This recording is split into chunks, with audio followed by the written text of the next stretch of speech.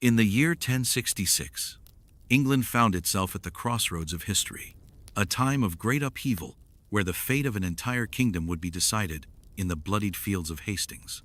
On that day, King Harold II, the last Anglo-Saxon ruler of England, met his untimely end, a death so mysterious that it has baffled historians, warriors, and scholars for centuries. The question remains, how did King Harold II die? Was it the famous arrow to the eye, as the legends suggest? Or did something more sinister, more complex, lay behind his demise? Today, we will explore not just the life and leadership of King Harold II, but the enduring mystery of his death, one of the most talked about moments in medieval history. The Battle of Hastings, a battle that forever changed the face of England, has been etched into the annals of time. But it is Harold's death on that battlefield that raises the most questions. Was Harold's end a simple casualty of war, or was it something more? Could the accounts we have, written by those who witnessed the bloody clash, tell the true story? King Harold II was a man who had everything to lose. He had already secured the throne of England by defeating a rival claimant, and his reign, though short, promised a chance for stability. However, his crowning came at a turbulent time. England was on the brink of change, and in the shadows of his kingdom, threats from foreign lands loomed large. For years, Harold had been involved in political and military conflict both within his own land and abroad. His relationship with King Edward the Confessor, his claim to the throne, and the series of events leading to the Battle of Hastings were all part of a web of ambition, betrayal, and fate. His death on that battlefield was the tragic culmination of those conflicts. But as we delve into his final moments, we'll discover that the exact nature of his demise still remains shrouded in mystery. Was Harold struck down by an arrow, as many reports suggest? Or was there another factor at play that has been buried by history's passing years?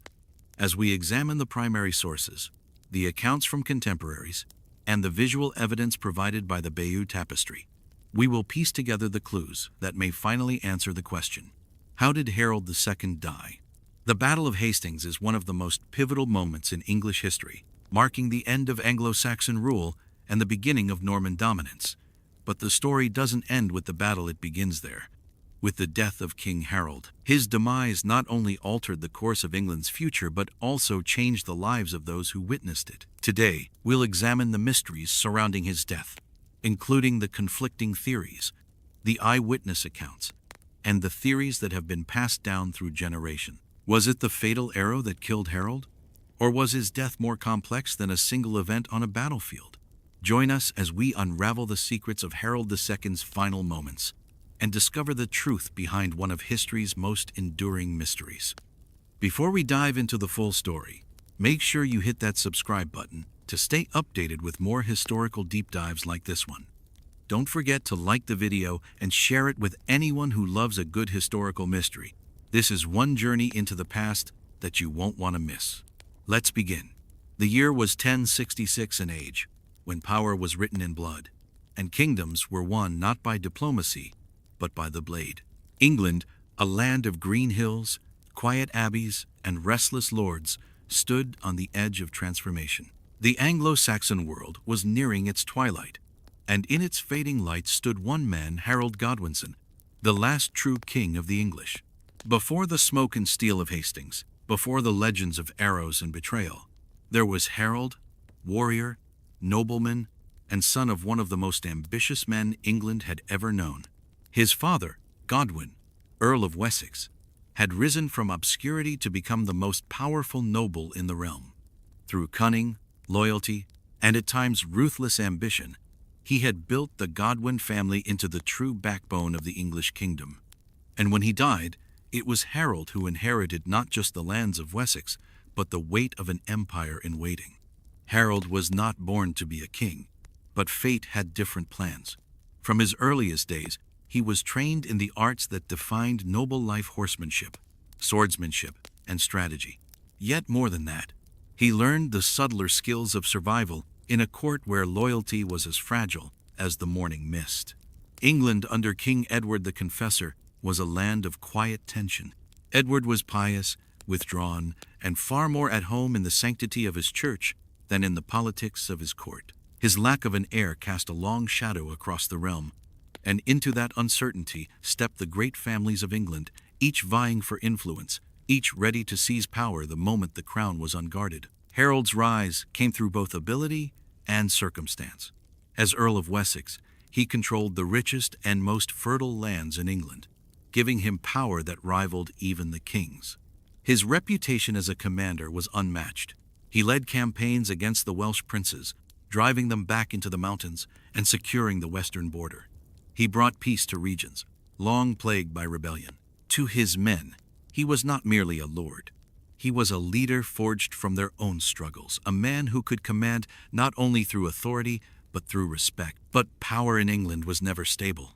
Beneath the surface of Harold's growing influence, a quiet conflict brewed. King Edward had spent much of his youth in Normandy and had surrounded himself with Norman advisors and clergy. To the English earls, these foreign influences were a sign of weakness and betrayal.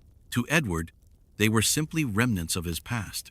Harold, shrewd as he was, navigated this delicate balance carefully, serving the king faithfully while protecting the English nobility from Norman encroachment.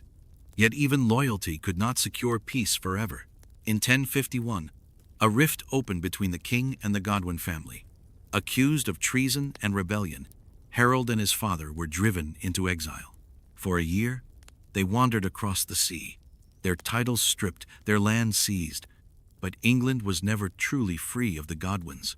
In 1052, they returned with ships and soldiers, forcing Edward to restore them to power. It was a victory not just of arms, but of political mastery. Harold had proven himself both a warrior and a statesman, and the most formidable man in England. As the years passed, Harold became the king's chief advisor and protector. Yet Edward's reign was drawing to an end, and with no heir to succeed him, all eyes turned to Harold. He was strong, wise, and beloved by the people. But there were others beyond England's shores who had their own designs for the English crown. Across the narrow waters of the Channel, in the Duchy of Normandy, a man named William watched and waited. Duke of Normandy, cousin to Edward, William was ambitious and unrelenting. He claimed that years earlier, Edward had promised him the English throne, a promise Harold himself had once sworn to uphold. For in the late 1052, Harold had been shipwrecked on Norman shores and captured by William's men. During his captivity, he had pledged his support to William's future claim to the English crown, swearing an oath upon sacred relics. Whether that oath was forced or freely given, no one could say. But to William, it was binding. And when word came in early 1066 that Harold had been crowned King of England, William considered it not just an insult, but a betrayal of divine order. The storm was gathering.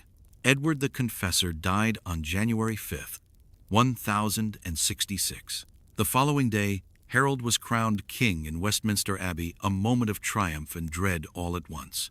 The great bells of London rang, the nobles cheered, and the people of England hailed him as their chosen ruler. Yet even as the gold circlet was placed upon his head, Harold knew the cost of such a crown. He had taken the throne in a kingdom surrounded by enemies, and his reign would be tested from the very first dawn. Far to the north, another threat emerged.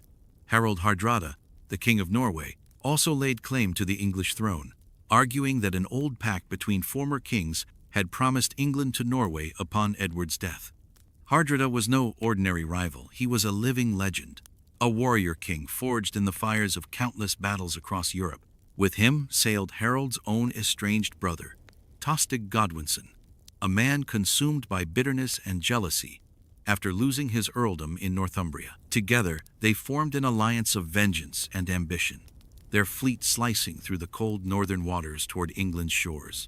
Meanwhile, in the south, William of Normandy prepared for war. He gathered his knights, his archers, and his cavalry, forging a coalition of Norman, Breton, and Flemish warriors. He secured papal blessing for his invasion, framing his campaign as a holy endeavor to reclaim the throne stolen from him. Across Normandy's ports, thousands of men built ships, sharpened swords, and whispered of conquest. The winds of war blew from every direction, and England stood at the heart of it. Harold faced his destiny with the resolve of a soldier and the burden of a king. He knew that his enemies were coming, Yet he could not know from where or when. His spies brought conflicting reports. Some claimed William's fleet was ready. Others said the Norman Duke was delayed by storms. In the meantime, the threat from the north grew real. Hardrada's fleet appeared in late September, sailing up the Humber River with hundreds of longships. Villages burned, and the English heartland trembled once more. Harold acted with remarkable speed, rallying his household troops, the elite huscarls, and calling upon the Fyrd, the local militia. He marched north from London. His army covered nearly 200 miles in less than a week, an astonishing feat of endurance. They met the Norse invaders at Stamford Bridge near York, where Harold's forces, though weary, fought with unrelenting fury. The battle was brutal and decisive. Hardrada was slain, Tostig fell beside him, and the Norwegian threat was crushed. For a moment, it seemed England might yet be secure. But fate, as it so often does, had other plans. As Harold's army rested among the dead at Stamford Bridge, word arrived from the south. William had landed on the Sussex coast with thousands of men. The Normans were building fortifications near Hastings. England's true reckoning had begun. Harold's victory in the north became a curse in the south. His soldiers, exhausted and bloodied, were forced to march again, this time toward their greatest trial. The long road from York to London and then to the coast stretched before them, and with every mile, Harold's strength waned. Yet he could not delay. To allow William to advance unchecked would mean the fall of his kingdom. And so, with the last of his will, Harold gathered his remaining men and began the march that would lead him to his destiny and his doom. As the first autumn winds swept across England, Harold's banners flew once more. The golden dragon of Wessex, emblem of the old kings, shimmered in the fading light. Somewhere ahead, across the mist-covered hills of Sussex, the Norman banners awaited the black crosses and golden lions of a new age. Two worlds were about to collide: the dying light of Anglo-Saxon England and the cold dawn of Norman rule. History would remember what happened next. But on that long march south, no one yet knew that within weeks the last English king would fall, and with him an entire civilization. The smell of victory still clung to the air at Stamford Bridge, but it was the scent of exhaustion that filled the English camp. The dead lay in heaps, their shields splintered and banners torn, fluttering weakly in the northern wind. King Harold II stood among them, a silent figure in mail and mud, his face streaked with the grime of battle. He had won, yes, against the most feared warrior in the north. Yet even as the echoes of steel faded, the horizon whispered another name: William. The message arrived on the second night. A lone rider, his horse lathered with sweat, brought word that the Norman Duke had landed on the southern coast. Thousands of soldiers, hundreds of ships, castles rising from English soil like wounds in the earth. William had come. He was building fortifications near Hastings, digging in for war. For Harold, there was no time to celebrate, no time to rest, no time to heal. The crown he had fought for now became a weight that threatened to crush him. He had faced the north and triumphed, but the greater storm lay to the south. He gathered his huscarls, his most loyal housecarls, the veteran warriors sworn to defend him to the death. Their armor was battered, their axes chipped, but their eyes burned with the same fire as their kings. The Fyrd, the local levies, were called once more. Farmers, shepherds, and craftsmen left their fields and families, summoned by duty and faith. England itself seemed to rise to meet its fate. Then began the march south, one of the most grueling in medieval history. From the blood-soaked fields of York to the chalk cliffs of Sussex, Harold's army moved like a shadow across the land. They marched through cold rain and sleepless nights, through forests and rivers swollen with autumn storms. Their boots tore through the mud, their armor chafed their flesh, and still they pressed onward. For Harold, every mile was a test of will. His men loved him, but love could not replace food or rest. The exhaustion was palpable. Many soldiers collapsed along the way. Others fell behind, their bodies unable to carry them further. But Harold pushed them forward, driven by the knowledge that hesitation would mean ruin. Every hour counted. The Normans were already building their base, fortifying their position, preparing for battle. As the days passed, the landscape began to change. The northern winds gave way to the salty breath of the sea. Villages once peaceful now echoed with fear. Rumors spread like wildfire.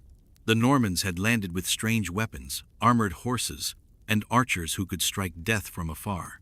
For many Englishmen, these stories were almost mythic. Few had ever faced cavalry in battle. They had fought shield to shield, man to man, but never against the swift thunder of mounted knights. When Harold's army finally neared London, he paused briefly to gather reinforcements and pray at Westminster. The great abbey still smelled of incense and candle wax from his coronation months earlier. How quickly glory had turned to burden. He looked upon the golden crucifix above the altar, perhaps wondering if God still walked with him, or if the blessing of the papacy, now given to William, had turned heaven's favor against him. But Harold was not a man to surrender to doubt. He knew what he faced, and he would face it as an Englishman with sword in hand and faith in his cause. Within days, he and his army departed London, pressing onward toward the south coast. By October, the roads were heavy with rain. The once verdant hills of Sussex were streaked with mud and blood. Scouts brought back word. The Normans had constructed a motte and bailey fortification near Hastings, securing the high ground and supplies. William's army was strong, disciplined, and fresh. They had waited for this fight their entire lives. Harold's men, though weary, were bound by something William's mercenaries could not understand: love of their homeland. Every step they took was across the soil of their ancestors. The two forces drew closer, invisible but aware of each other. In the villages and woodlands of southern England, the tension thickened like fog. The locals fled their homes, terrified of what was coming. The forests echoed with the distant sound of marching feet and the whinny of horses. England was holding its breath. At the same time, within the Norman camp, William was a man consumed by purpose. He had crossed the sea with divine sanction, or so he believed. His banners, emblazoned with the cross, fluttered proudly over the makeshift castle at Hastings. His knights polished their armor until it gleamed like mirrors under the pale English Sunday. His priests blessed the swords of men who would, within days, carve their names into history. William's army was unlike any the English had ever faced. Mounted knights, disciplined, armored, and deadly, stood ready beside rows of archers and foot soldiers from across Europe. Flemish mercenaries, Breton adventurers, and Norman veterans filled the ranks. For them, this was not merely conquest, it was destiny. William had promised them land, titles, and glory. The English crown was their prize, and Harold was the obstacle that stood between them and immortality. For Harold, it was different. His men were not fighting for plunder or favor. They fought for hearth and home, for the green hills of Wessex, for the songs of their forefathers, for the soil beneath their feet.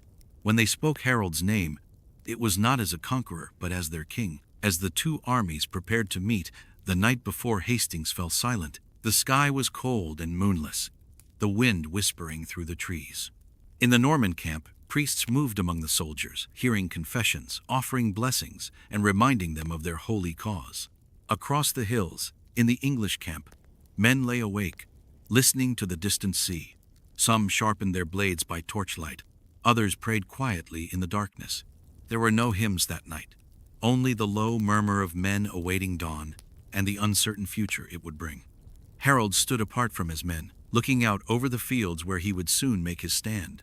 He had chosen his ground carefully, a ridge at Senlac Hill, where his shield wall could hold against the Norman cavalry. He understood the tactics of war as well as any man alive. If he could withstand William's first charge, perhaps victory might still be his. But even kings cannot command the will of fate. The hours dragged on, heavy and slow. Somewhere beyond the horizon, William's sentries watched the English fires flicker in the distance. Two worlds were waiting to collide.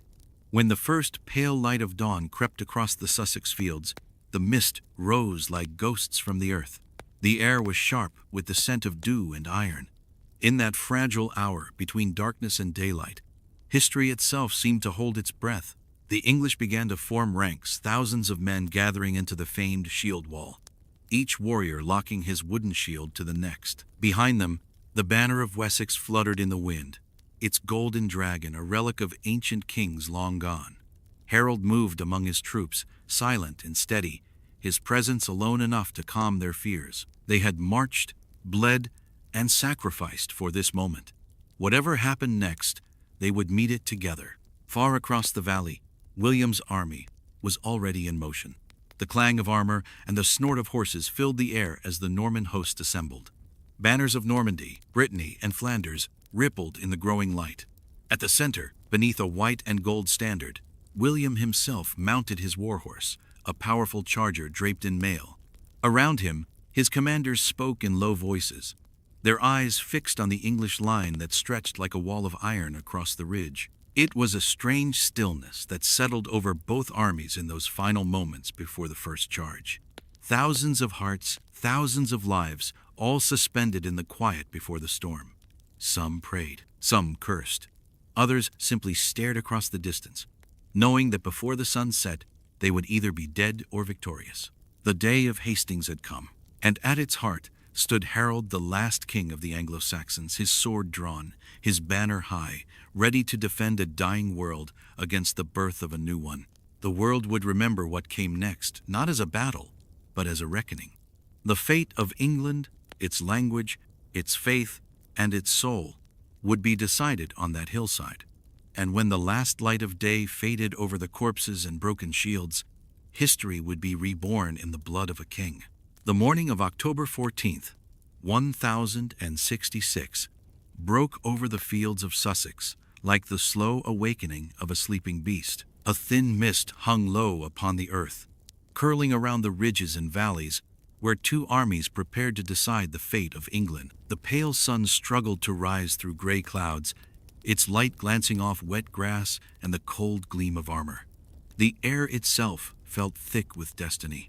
On the ridge known as Senlac Hill, Harold Godwinson, King of England, stood at the heart of his army. He was not adorned like a monarch, but armored like a soldier, his mailcoat dulled by mud, his shield scarred by use. His face bore the exhaustion of a man who had marched the length of a kingdom to defend it. Yet in his eyes burned that same fierce resolve that had carried him through every battle before. Below him stretched the army of England, rows of men locked shoulder to shoulder, their shields overlapping into an unbroken wall of wood and iron. The huscarls, his household guards, formed the first rank, their great axes resting in their hands, silent and heavy. Behind them were the furred farmers, craftsmen, and freemen called from the shires. They held spears, maces, and tools hastily turned into weapons, their faces pale but determined. For them, this was not conquest or ambition. It was home. Across the valley, through the haze of morning, another army gathered, a host unlike any England had ever faced. Thousands of men from Normandy, Brittany, and Flanders stood beneath their banners, their ranks alive with motion and color. The clinking of armor and the snort of horses carried through the air like the pulse of something immense and unstoppable. At their head rode William, Duke of Normandy, astride a black warhorse. His armor gleamed beneath the weak sun, and upon his lance he carried the papal banner, a white standard embroidered with a golden cross, a symbol that declared his war was blessed by God himself. Behind him fluttered his personal banner of red and gold, the Dragon of Normandy. To his men, he was not only their leader, but their destiny. The two forces faced each other across a shallow valley, now quiet but for the wind. Between them, dew glistened upon the trampled grass. Each man knew that before the day's end, this same field would be red with blood. William's army was a reflection of the changing world, disciplined, organized, and fearsome. At its core stood ranks of armored knights mounted on trained war horses, the most formidable weapon of the age. Around them were archers and crossbowmen, their bows strung tight, their quivers full. Behind them came infantry armed with swords and lances. They were soldiers of experience and ambition, drawn not only by loyalty, but by the promise of spoils and land. Harold's men were different, steadfast, rugged, born of the very soil they now defended. They fought on foot, shoulder to shoulder, bound by oaths of loyalty and the unspoken knowledge that this day would decide their children's future. As dawn gave way to light, both armies moved into formation. The stillness of the field gave way to a low, rising murmur, the rhythm of men preparing to kill and die. The English tightened their shield wall. The Normans spread their lines across the valley, banners fluttering like tongues of flame in the wind. The horn sounded.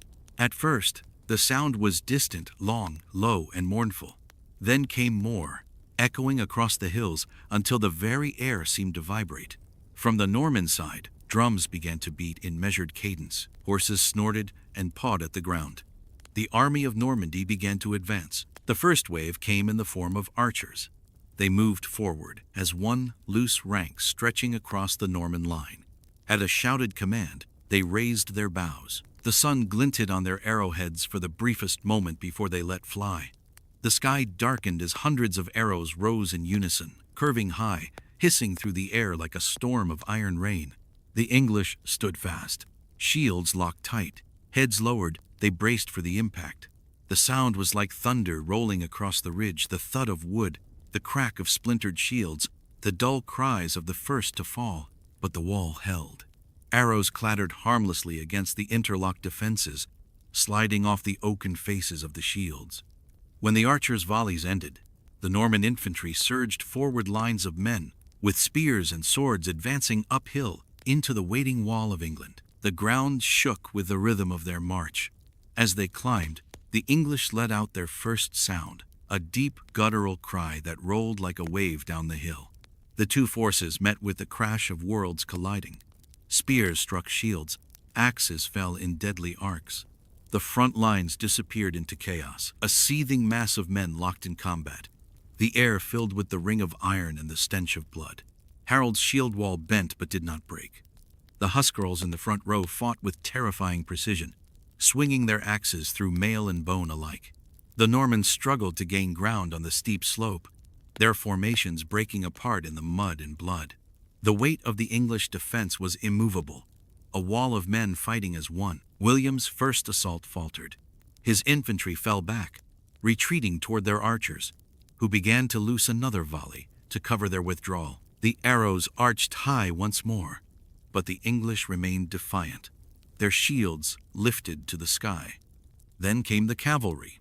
The tremor of hooves grew louder as Norman knights assembled for the charge. The sound was unlike anything the English had faced before, a thunder of beasts and men, of metal and muscle. Horses surged forward, their riders lowering lances that glittered in the morning sunday. The ground shook beneath their weight. They crashed into the English line like a living storm. Shields splintered, men staggered, but still the wall held. Horses reared, unable to break through the packed defense. The Huscarls struck at their legs with axes, bringing both horse and rider down in the mud. The screams of wounded animals mingled with the shouts of men. The Normans recoiled, regrouping, and charged again and again. They were thrown back. The English seemed unbreakable, a mountain of men that no sword or hoof could shatter. Yet the strain of battle was beginning to show. The line rippled with exhaustion, and the cries of the dying rose with the wind. Still, Harold's presence held them together. He stood near the center, his shield marked with arrows, his sword arm tireless. Every time the Normans advanced, he was there, an unyielding figure amid the storm. Then, at the height of the struggle, a rumor swept through the Norman ranks. William was dead. The cry spread like wildfire. Panic rippled through the line. Knights turned their horses, retreating down the hill, believing the battle lost. The English, seeing their enemies flee, roared in triumph. The Fyrd broke ranks, chasing the retreating Normans downhill, eager to claim victory. It was the mistake William had prayed for. He tore off his helmet, revealing his face to his men, his voice cutting through the chaos. He was alive, and his fury was relentless. The retreat turned in an instant to ambush. Norman cavalry wheeled around, encircling the overeager English who had abandoned their position. The knights struck with precision, cutting through the scattered Fyrd like a scythe through grass. As the sun climbed higher, the field was a sea of bodies. The smell of sweat and blood filled the air. Harold's line, though still holding the ridge, had begun to thin. The Normans adjusted, learning from each failed charge. Their archers knocked new arrows, tilting their bows higher. The next volley would not strike shields, but fall from above. The sky darkened once more. Arrows whistled downward, piercing armor and flesh. The English shields, so effective against the forward assaults, could not defend from the heavens. Men fell, clutching their throats, their eyes, their hearts. The once impenetrable wall began to waver, cracks appearing where death had thinned the line. And through those cracks, the Normans prepared to charge again. The sun was now high over the battlefield, a pale disk veiled by drifting smoke. Beneath it, The field at Hastings had become a graveyard. Thousands lay still where they had fought, their bodies strewn across the slopes of Senlac Hill. The grass that had glistened with morning dew now glistened red. The air was thick with dust, sweat, and the sickening stench of death. And still, the battle raged. The English shield wall, so unyielding at dawn, was beginning to fracture. The arrows had found their mark, breaking the rhythm of defense that had held the Normans at bay for hours. The Huscarls, the elite of Harold's warriors, still fought with terrifying fury, their axes rising and falling in great, heavy sweeps. But their numbers were dwindling, their strength draining with every blow. Harold stood near the center, surrounded by his household guard. His sword was black with blood, his armor dented, his eyes burning beneath the shadow of his helm. He had been fighting since sunrise, and though his limbs ached and his body screamed for rest, he refused to yield. Around him, his men fought on, not because they believed they could still win, but because their king had not yet fallen. From the valley below, the Norman horns sounded once more. William was not a man to surrender momentum. He had watched, waited, adapted. Each charge had taught him more of the English defense, their strengths, their weaknesses, their limits. Now, with the sun at his back, he prepared for the final assault. He sent forth his archers again, this time ordering them to fire high, their arrows arcing into the gray sky. They fell like rain upon the English ranks. Shields tilted upward in vain. Screams rose. Men dropped where they stood, struck through the neck, the cheek, the eye. Then the cavalry moved. The earth trembled as the Norman knights surged forward in a line that stretched across the entire valley. Their banners snapped in the wind. Lances gleamed like spears of sunlight. William rode at the head, his sword raised, the papal banner beside him. The charge struck the hill with the force of a storm. The clash was deafening, iron upon iron, the shattering of shields, the collapse of bodies beneath hooves. The Norman riders plunged into the thinned English line, and this time they broke through. Horses trampled men. Spears pierced shields. Axes rose and fell in a blur of fury. The shield wall, England's last defense, was torn apart. Harold's guard closed in around him, forming a final circle of defiance. They fought with the desperation of men who knew they would not leave the hill alive. Arrows continued to fall, mingling with the flashes of steel as Norman blades carved through what remained of the English host. In the chaos of that hour, history began to blur into legend. Some said Harold was struck by an arrow through the eye, that the shaft pierced his helm, driving deep into his skull. Others swore they saw him still standing, rallying his men even as the wound bled down his face.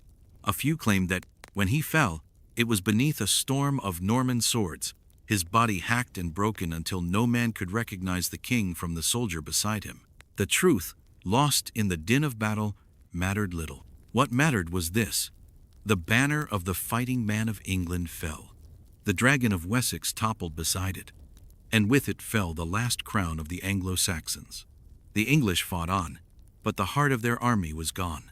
The Huscarls who remained fought like beasts, wielding their axes even after losing limbs, their faces streaked with blood and mud.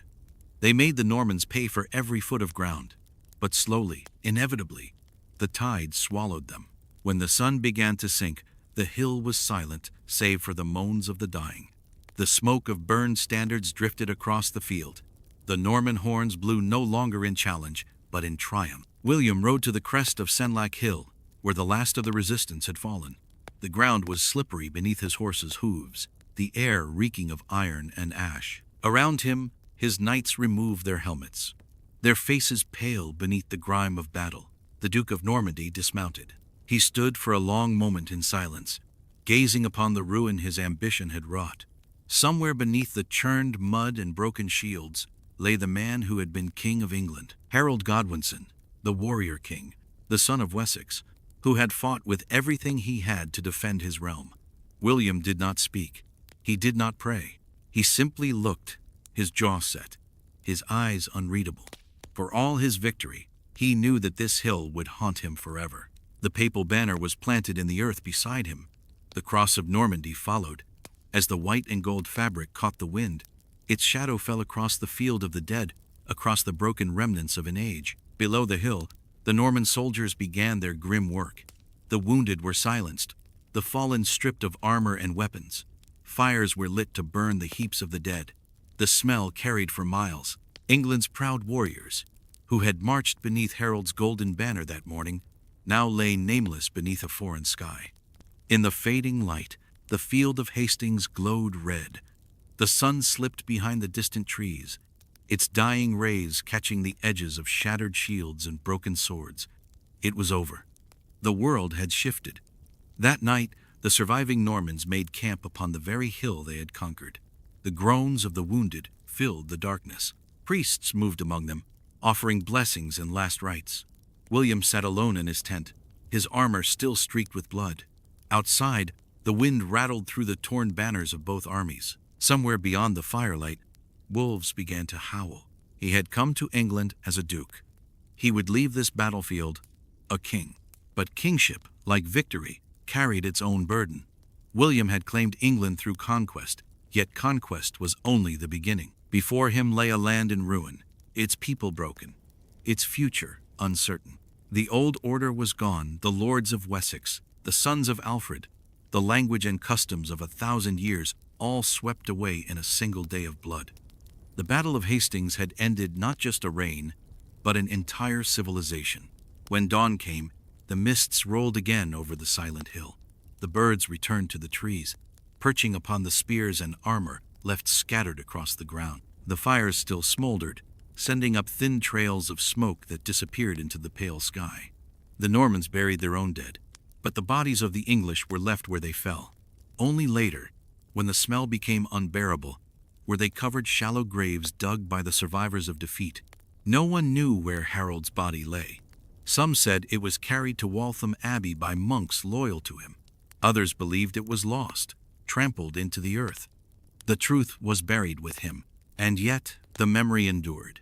The name of Harold II became more than that of a fallen king. It became a legend, a symbol of resistance, of courage, of England before the conquest. In time, poets would sing of him, artists would paint his fall, and chroniclers would debate the manner of his death. But for those who had stood with him that day, there was no myth, only the memory of sunlight upon shields, the smell of blood, and the sound of a nation breaking. As night fell once more over Hastings, the Norman sentries stood watch on the hill. The stars emerged, pale and cold. Somewhere below, the sea whispered against the shore, indifferent to the empire that had just been born. England had changed forever, and on the field where kings had died and worlds had ended, the wind carried a single, haunting silence, the silence of the last Saxon king. The battle was over, but the echoes of Hastings did not fade with the dying Sunday. In the days that followed, the smoke still hung low over the hill where England had fallen. Crows gathered upon the spears left standing in the earth. The wind carried the faint, metallic scent of blood toward the distant sea. And somewhere beneath the churned soil, beneath the broken shields and trampled banners, lay the body of the last Anglo-Saxon king. Or so it was said. The truth of Harold's death was born in shadow, wrapped in rumor even before his body had grown cold. To some, his end was clear, a single arrow, loosed by chance or fate, that found the gap in his helmet and pierced his eye. To others, his death was not the work of an archer but of steel and vengeance, a flurry of Norman swords cutting down the king where he stood. And to a few, more romantic or desperate, Harold did not die at all. He vanished. The chroniclers of the age wrote their words by candlelight, each seeking to capture a story they themselves did not witness. The Bayeux Tapestry, the great embroidered record commissioned by the Normans, shows a figure struck in the face by an arrow, then another, perhaps the same man, slain beneath the blows of mounted knights. The inscription above the scene reads, "Here King Harold has been killed." But it does not say how. It does not say which of those figures was truly the king. It does not say whether the arrow or the sword dealt the fatal blow. Centuries later, historians would argue endlessly over the detail, the position of the arrow, the posture of the fallen body, the interpretation of a single thread of wool stitched by hands that may never have seen the battle. Yet, even in its ambiguity, the tapestry tells a deeper truth, that Harold's death was not simply a death, it was a myth being born. The field of Hastings was a chaos of bodies when night fell. The Normans buried their own under makeshift cairns. but the English dead were left where they fell. Only the monks from Waltham Abbey, Harold's own foundation, dared to ask for permission to retrieve his remains. The story goes that William, now master of the field, refused them at first, but the monks persisted. At last, he allowed them to search, though he warned that they would not recognize what they found. The monks scoured the field for days, moving among the dead with torches in the fog. They turned bodies, counted wounds, prayed over nameless faces. The king's banner had fallen near the hill's crest, but the bodies there were so mutilated that even Harold's most loyal men could not tell one from another. It was then that one of the monks, some say it was Osgod, who had served Harold since his youth, called upon a woman named Edith. She had been Harold's companion in life, though never his queen. The Normans called her Edith Swanneck, the fair-necked. To the English, she was Edgith, the woman who had shared his hearth, who knew the mark of his hands and the scars upon his skin. They say she came to the battlefield wrapped in a dark cloak, her face hidden. When she walked among the dead, even the Norman guards stepped aside. She searched for hours, lifting the cloths that covered the slain, until at last she stopped. Beneath a tangle of broken mail and dried blood, she saw something no other could: the curve of a shoulder, a faint mark upon the chest. "This is the king," she whispered. So the story goes. Whether it was truly Harold she found, no one could ever be certain. His body, if recovered, was taken to Waltham Abbey, where the monks claimed to have buried him beneath the high altar. Yet no record exists of the tomb itself, and centuries later, when the abbey was dissolved, no trace of the king's remains was ever found. Some said the Normans later removed his body to a secret grave. Others whispered that the monks had lied, that they buried another in his place, to preserve the illusion that England's last true king rested in holy ground. And then there were those who swore that Harold had survived. These were the tales told in hushed voices across the countryside long after the Normans took control. That Harold had been wounded, not slain. That he had escaped the field under cover of night and fled north or west or across the sea. Some said he lived as a hermit in the marshes of the fens. Others claimed he crossed the sea to Ireland, or even to Scandinavia, where his ancestors had once ruled. One legend told that many years later, an aged pilgrim came to the door of Waltham Abbey, blind in one eye and crippled from old wounds. He asked to pray at the altar, and when he did, he laid his hand upon the stone and whispered, "I was once Harold, king of the English." Then he fell dead. No chronicler confirmed it, but the legend endured. The Normans, of course, had no reason to question the version that suited them best. The arrow in the eye, fatal, humiliating, almost divine in its symbolism, was perfect for their story. It spoke of justice, the eye of the false king, blinded by his defiance of God's will. The narrative spread across Europe. Harold, the usurper, struck down by the hand of fate. The arrow became not just a weapon, but a moral. Yet even among the conquerors, doubts remained. The Bayeux Tapestry was not created by William himself, but by the circle around his half-brother, Bishop Odo. Its design was political, a tool of legitimacy. What better way to cement Norman rule than to show that God himself had chosen their side? In that sense, the image of Harold's death was not history. It was propaganda stitched into linen, but the English, mourning beneath the weight of conquest, saw it differently. To them, Harold's fall was not divine punishment. It was martyrdom. The king who had defended his homeland to his last breath. The man who stood against the tide of a new world and was consumed by it. For them, the arrow, if it ever existed, was not a sign of guilt but of sacrifice. As years turned into centuries, the memory of that day hardened into legend. Every generation reshaped it to its own purpose. The poets of the Middle Ages sang of the brave king who died with an arrow through his eye, betrayed by fate but unbroken in spirit. Later, chroniclers imagined him as a tragic hero, his fall marking the end of England's innocence. And always, in the quiet corners of the land, there lingered the belief that somewhere beneath the soil of Waltham, or the heather of Hastings, or the cold sea beyond the last Saxon king, still waited, not as a ghost, but as a question. Because in truth, no one could ever say for certain what became of Harold's body, or how he died. The field that had once echoed with the clash of steel now lay silent, its secrets buried under centuries of time.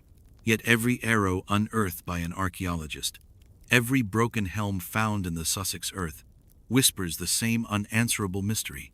Did Harold die by chance? By vengeance? By the will of God? Or was his death something else entirely, an ending so powerful, so monumental, that history itself blurred the truth to preserve the myth? Whatever the answer, the image remained eternal.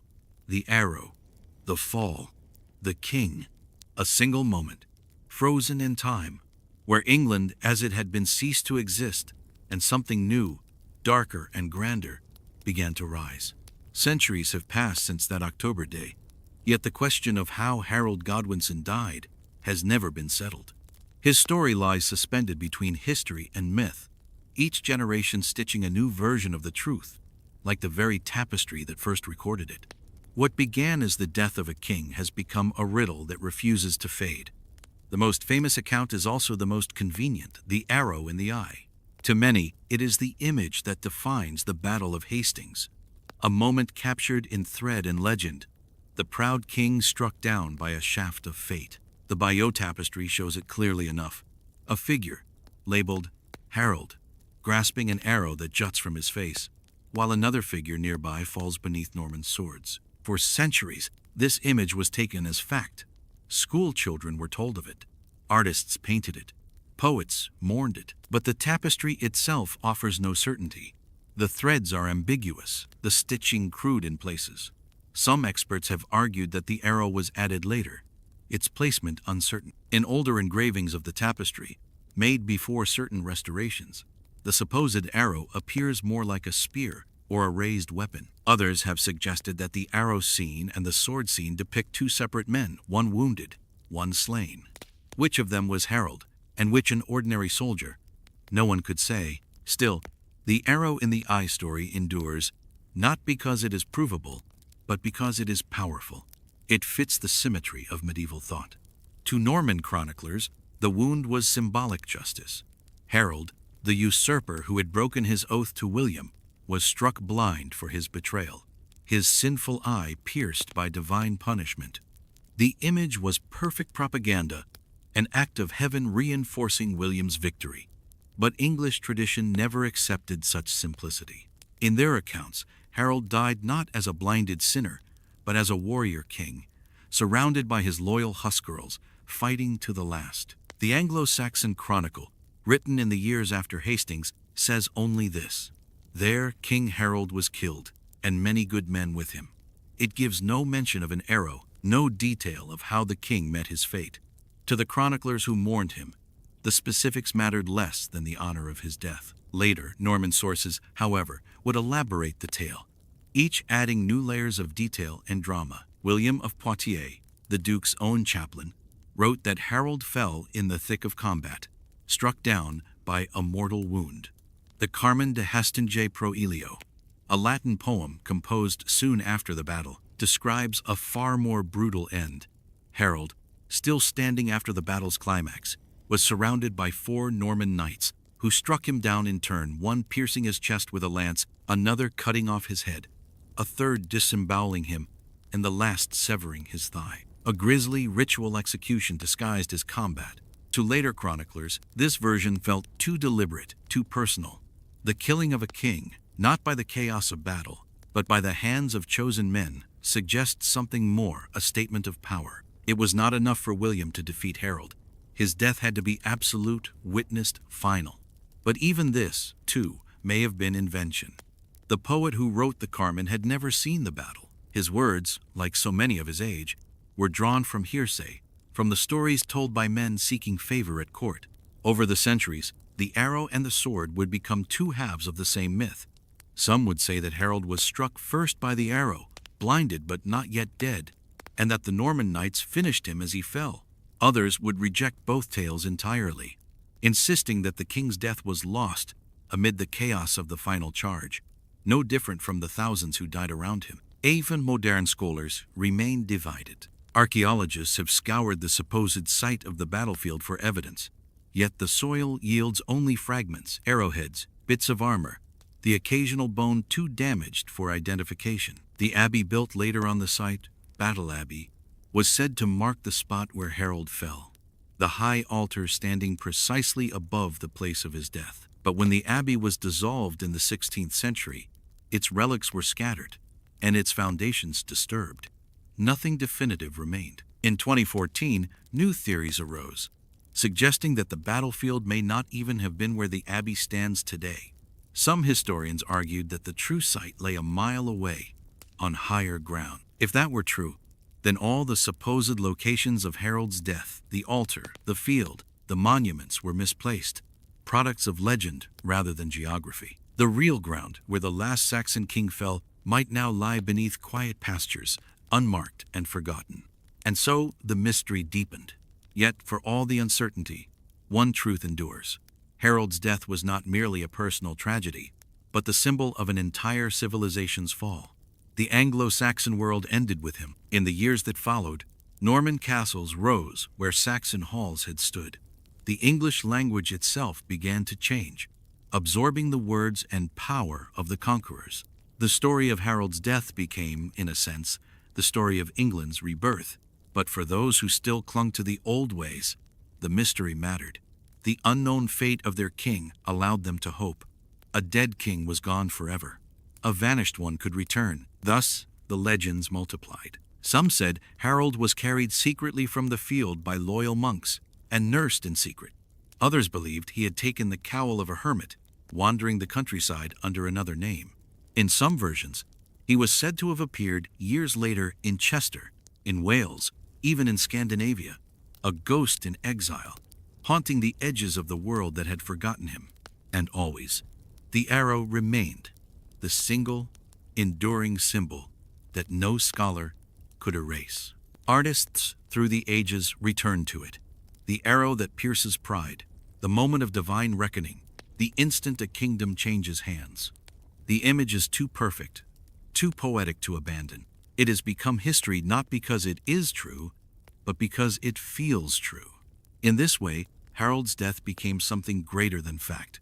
It became an idea, a canvas, upon which every generation could project its vision of courage, betrayal, or fate. To the Normans, he was the punished usurper. To the English, the fallen hero. To the poets, the tragic martyr whose death marked the turning of the age. Even now, nearly 1,000 years later, his final moments remain shrouded in fog, like the battlefield itself at dawn. The arrow, the sword, the vanished body, the woman who found him, the abbey that may not stand upon his grave. Each version is a fragment of a larger truth, one that lies buried not beneath the soil of Hastings, but within the memory of England itself. For when a king dies, history writes in ink. But when a legend is born, it is written in shadow.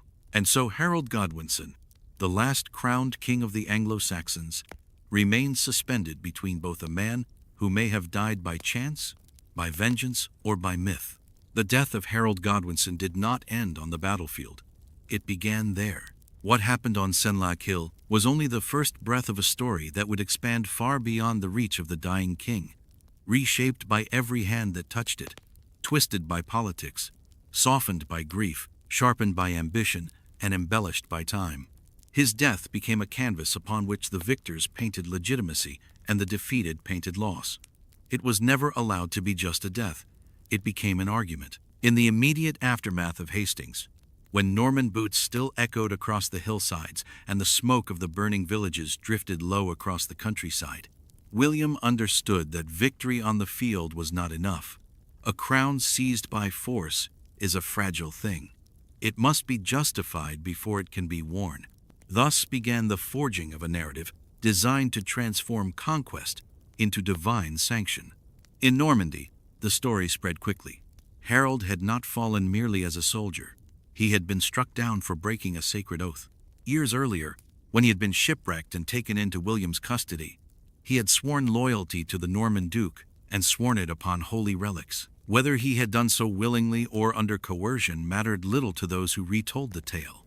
The oath existed, and it became the cornerstone of Norman righteousness. When Harold took the throne upon Edward's death, the Normans called it treachery. From treachery came divine punishment. That punishment, they said, was made literal and visible in the moment an arrow pierced Harold's eye. Such symmetry appealed deeply to the medieval imagination. A king who broke faith was blinded in battle. A sinner fell beneath the judgment of heaven. It was a story that carried moral clarity, and it served a purpose greater than truth. It gave William the Conqueror not only the right of victory, but the blessing of providence. The arrow, whether real or not, became a symbol of legitimacy.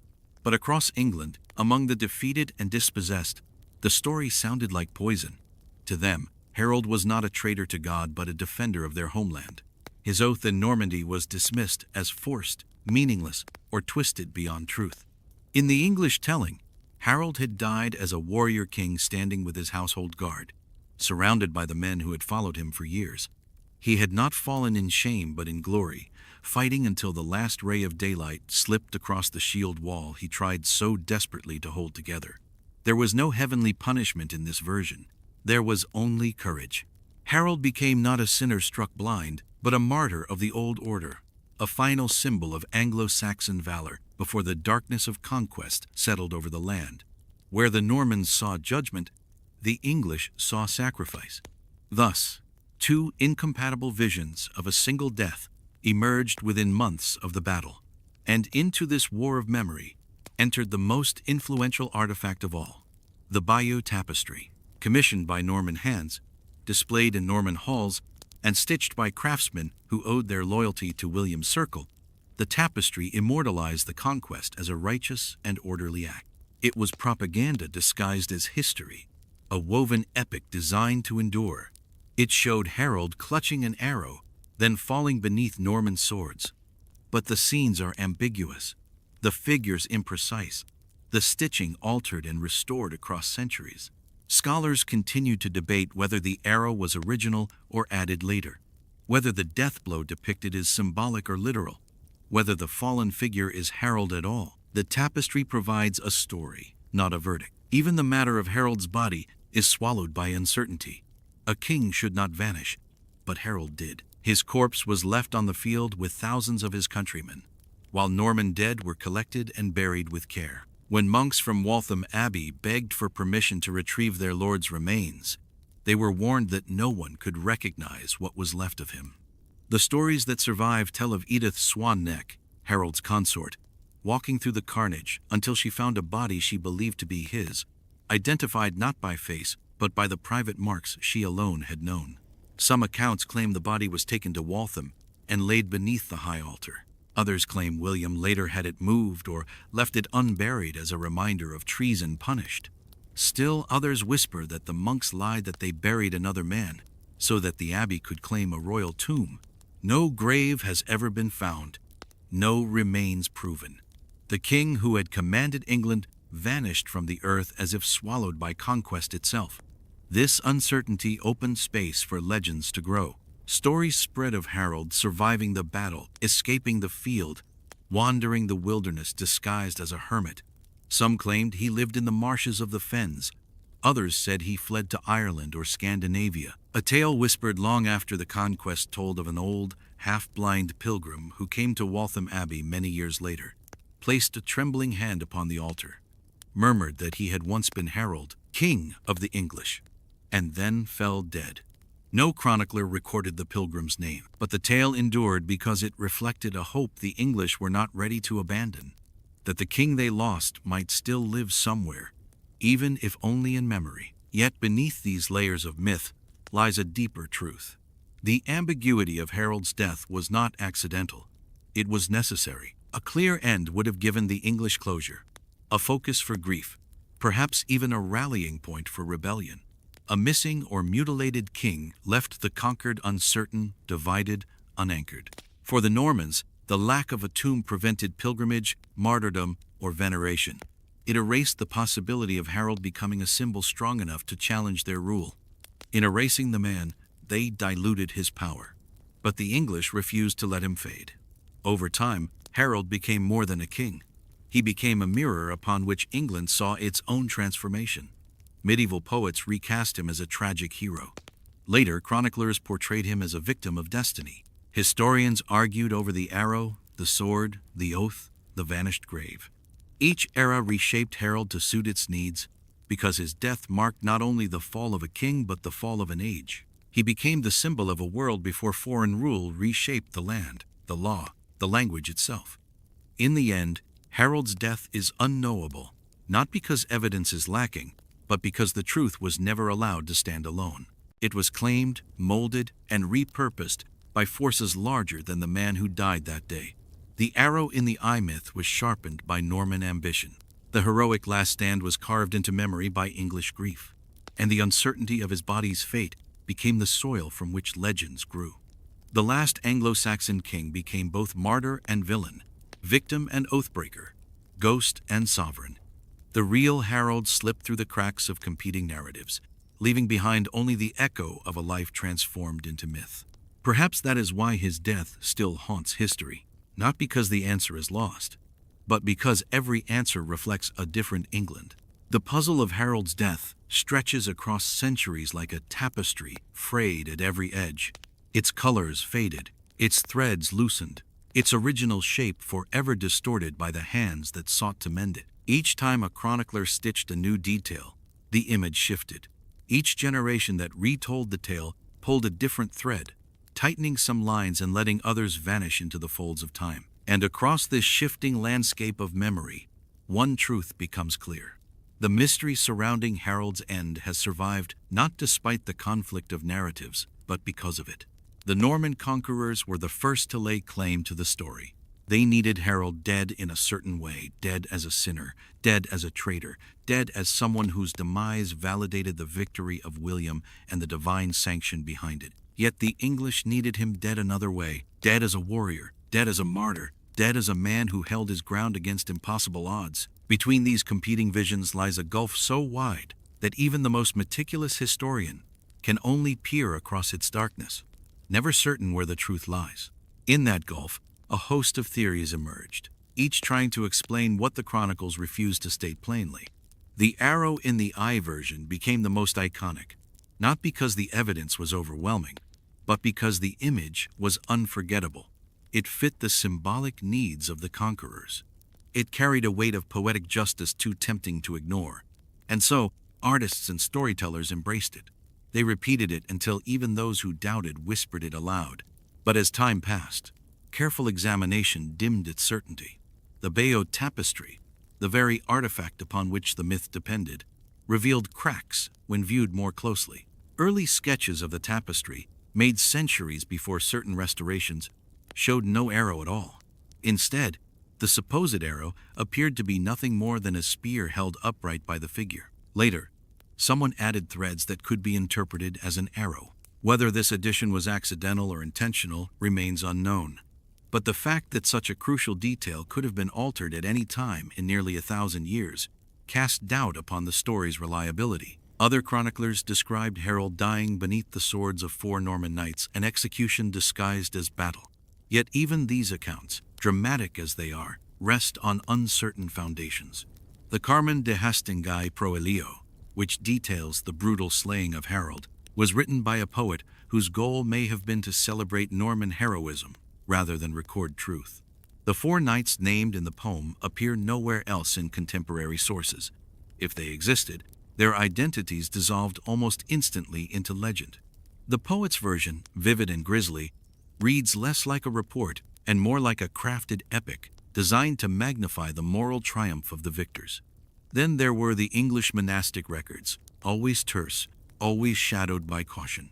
Their silence on the manner of Harold's death speaks louder than any flourish of Norman propagandists. If an arrow through the eye had truly defined the king's fall, the English chroniclers who mourned the destruction of their world would have recorded it. Instead, they wrote simply that he was killed and that many good men perished with him. Such sparseness suggests either ignorance or restraint. In the wake of conquest, the English monks may have feared to speak against the official narrative, or perhaps they themselves had no clarity, having lost so many witnesses in the final chaos of the shield wall's collapse. Modern archaeologists have attempted to bridge these gaps with science, yet even the ground beneath Hastings refuses to give up the truth. The battlefield yields arrowheads, broken mail, fragments of spear tips, but none can be tied definitively to Harold. Worse still, debates have arisen over whether the accepted site of the battle is even correct. Some scholars propose that the true field lies not beneath Battle Abbey, as tradition holds, but a mile away, where terrain analysis better matches the described slopes and formations. If this is correct, then centuries of excavation and exploration have been directed at the wrong plot of earth, and Harold's real resting place may lie untouched beneath fields where no one has ever thought to dig. Even if the site were known beyond doubt, Harold's body would likely remain elusive. His corpse, ravaged by battle, may have been indistinguishable from those of his men. If it were buried at Waltham Abbey, the tomb has long since been destroyed or hidden by centuries of reconstruction and ruin. Without bones to study, modern science can only speculate. DNA offers no hope. There are no confirmed living descendants of Harold whose genetic markers could identify him. Thus, the king remains not only physically lost but scientifically irrecoverable. And yet, the absence of certainty has become a defining feature of Harold's legacy. His death exists in a space where fact and myth intertwine so tightly that the boundary between them dissolves. This ambiguity has allowed Harold to take on different shapes throughout history, becoming whatever the age required. In the centuries following the conquest, when the Normans sought to maintain their authority, Harold remained the oathbreaker, the fallen sinner, the man struck down by the justice of God. In later medieval England, as Norman and Saxon cultures blended, he evolved into a tragic figure, a symbol of noble resistance, whose death marked the end of an old world. During the Romantic movements of the 18th and 19th centuries, Harold became almost mythic, a lost king whose grave no one could find, perhaps because fate had chosen to hide him. Artists painted him with the arrow through the eye, not because they believed it, but because it captured the drama of a nation's turning point. Each retelling added a new layer, a new interpretation, obscuring the man behind 1,000 masks. Yet beneath all the embellishments lies a quiet, persistent truth. Harold's death mattered because it signified the end of an era. His fall at Hastings did not simply transfer power from one ruler to another. It shattered the political and cultural foundations of Anglo-Saxon England. In the decades that followed, Norman lords replaced English nobles. Norman law replaced English customs, and the language itself began to transform. The story of Harold's death thus became inseparable from the story of England's birth into a new identity. In that sense, the ambiguity surrounding Harold's final moments serves as a metaphor for the uncertainty that engulfed England after the conquest. A clear, unambiguous death would have anchored the narrative too firmly. But Harold became a figure suspended between worlds, between fact and fiction, between Saxon and Norman, between memory and oblivion. His uncertain death mirrored the uncertain future of his people. His missing grave reflected the disappearance of the world he once ruled. His shifting image reflected the shifting identity of the nation that emerged from the ashes of defeat. By the time the medieval chroniclers finished shaping the story, Harold had become less a man and more a symbol, an emblem of loss, resilience, and transformation. His death remained mysterious, not because history forgot, but because history needed him that way. A legend may be questioned, but it can never be disproven. And so Harold II, the last crowned king of the Anglo-Saxons, remains forever on the cusp of truth, his final breath lost somewhere between the clash of steel and the whisper of myth. The arrow, the sword, the vanished body, the missing grave, each thread is part of the same tapestry. Not a tapestry woven to preserve truth, but one woven to give meaning to a moment when one world ended and another began. The mystery is not a flaw in the record, it is the record. And as long as the question remains unanswered, Harold's story will continue to haunt the threshold between history and legend. A reminder that some endings are too powerful, too symbolic, too transformative to ever be fully explained. Long before historians debated the arrow, before archaeologists traced the slopes of Sussex in search of Harold's last breath, before centuries of chroniclers bent their quills over parchment in dim monastic chambers, the story of Hastings spoke first through thread. Not ink, not stone, not carved runes or royal annals, but wool dyed, spun and stitched by unseen hands into a single sweeping narrative. It was a record unlike any other in medieval Europe, a monument not of marble or bronze but of fabric, 80 meters of embroidered prophecy and triumph, woven less than a generation after the death of Harold II. It was called the Bayeux Tapestry. Though it was not really a tapestry at all, it was a weapon. The tapestry begins before Harold's rise and ends at his fall, a chronological river flowing toward the inevitable, every scene laden with purpose. Though centuries of scholars have treated it as an important historical source, its makers never meant it to be a neutral record. It was created in a world where the ink of conquest was still wet, where the new rulers of England were not yet secure, and where the shape of power required reinforcement not only through steel and law, but through memory itself. The tapestry, displayed in churches and public halls, would tell the conquered English that their defeat was righteous, necessary, ordained. It would remind them that the new king had been chosen by heaven. Yet for all its political intent, the tapestry is not merely propaganda, it is an accidental confession. In the folds of its woven scenes, in what is shown and what is omitted, in its strange half-truths and deliberate ambiguities, it reveals a war of narratives far deeper than the battle it depicts. When one looks upon the tapestry scenes of the Norman fleet crossing the Channel, the meticulous portrayal of ships, the rhythmic march of Norman cavalry, the bright banners fluttering like flames across the linen, the work appears almost celebratory. The Normans sail across the sea not as invaders but as men fulfilling destiny.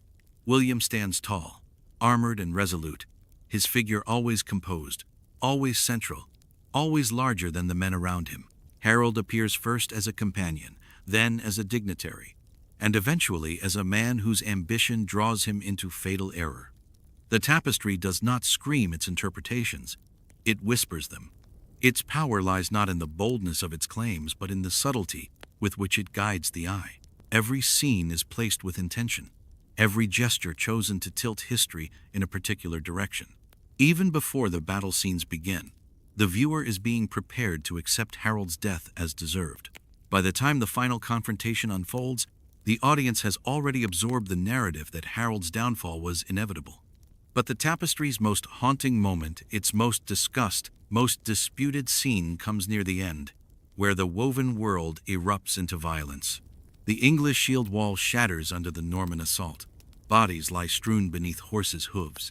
A figure labeled Harold stands clutching his face with an arrow protruding from what appears to be his eye. Nearby, another figure, also labeled, falls beneath the downward sweep of Norman swords. This single section of thread has shaped the identity of an entire historical question. It has defined paintings, literature, and school lessons for hundreds of years. It has become the symbol of the Norman conquest.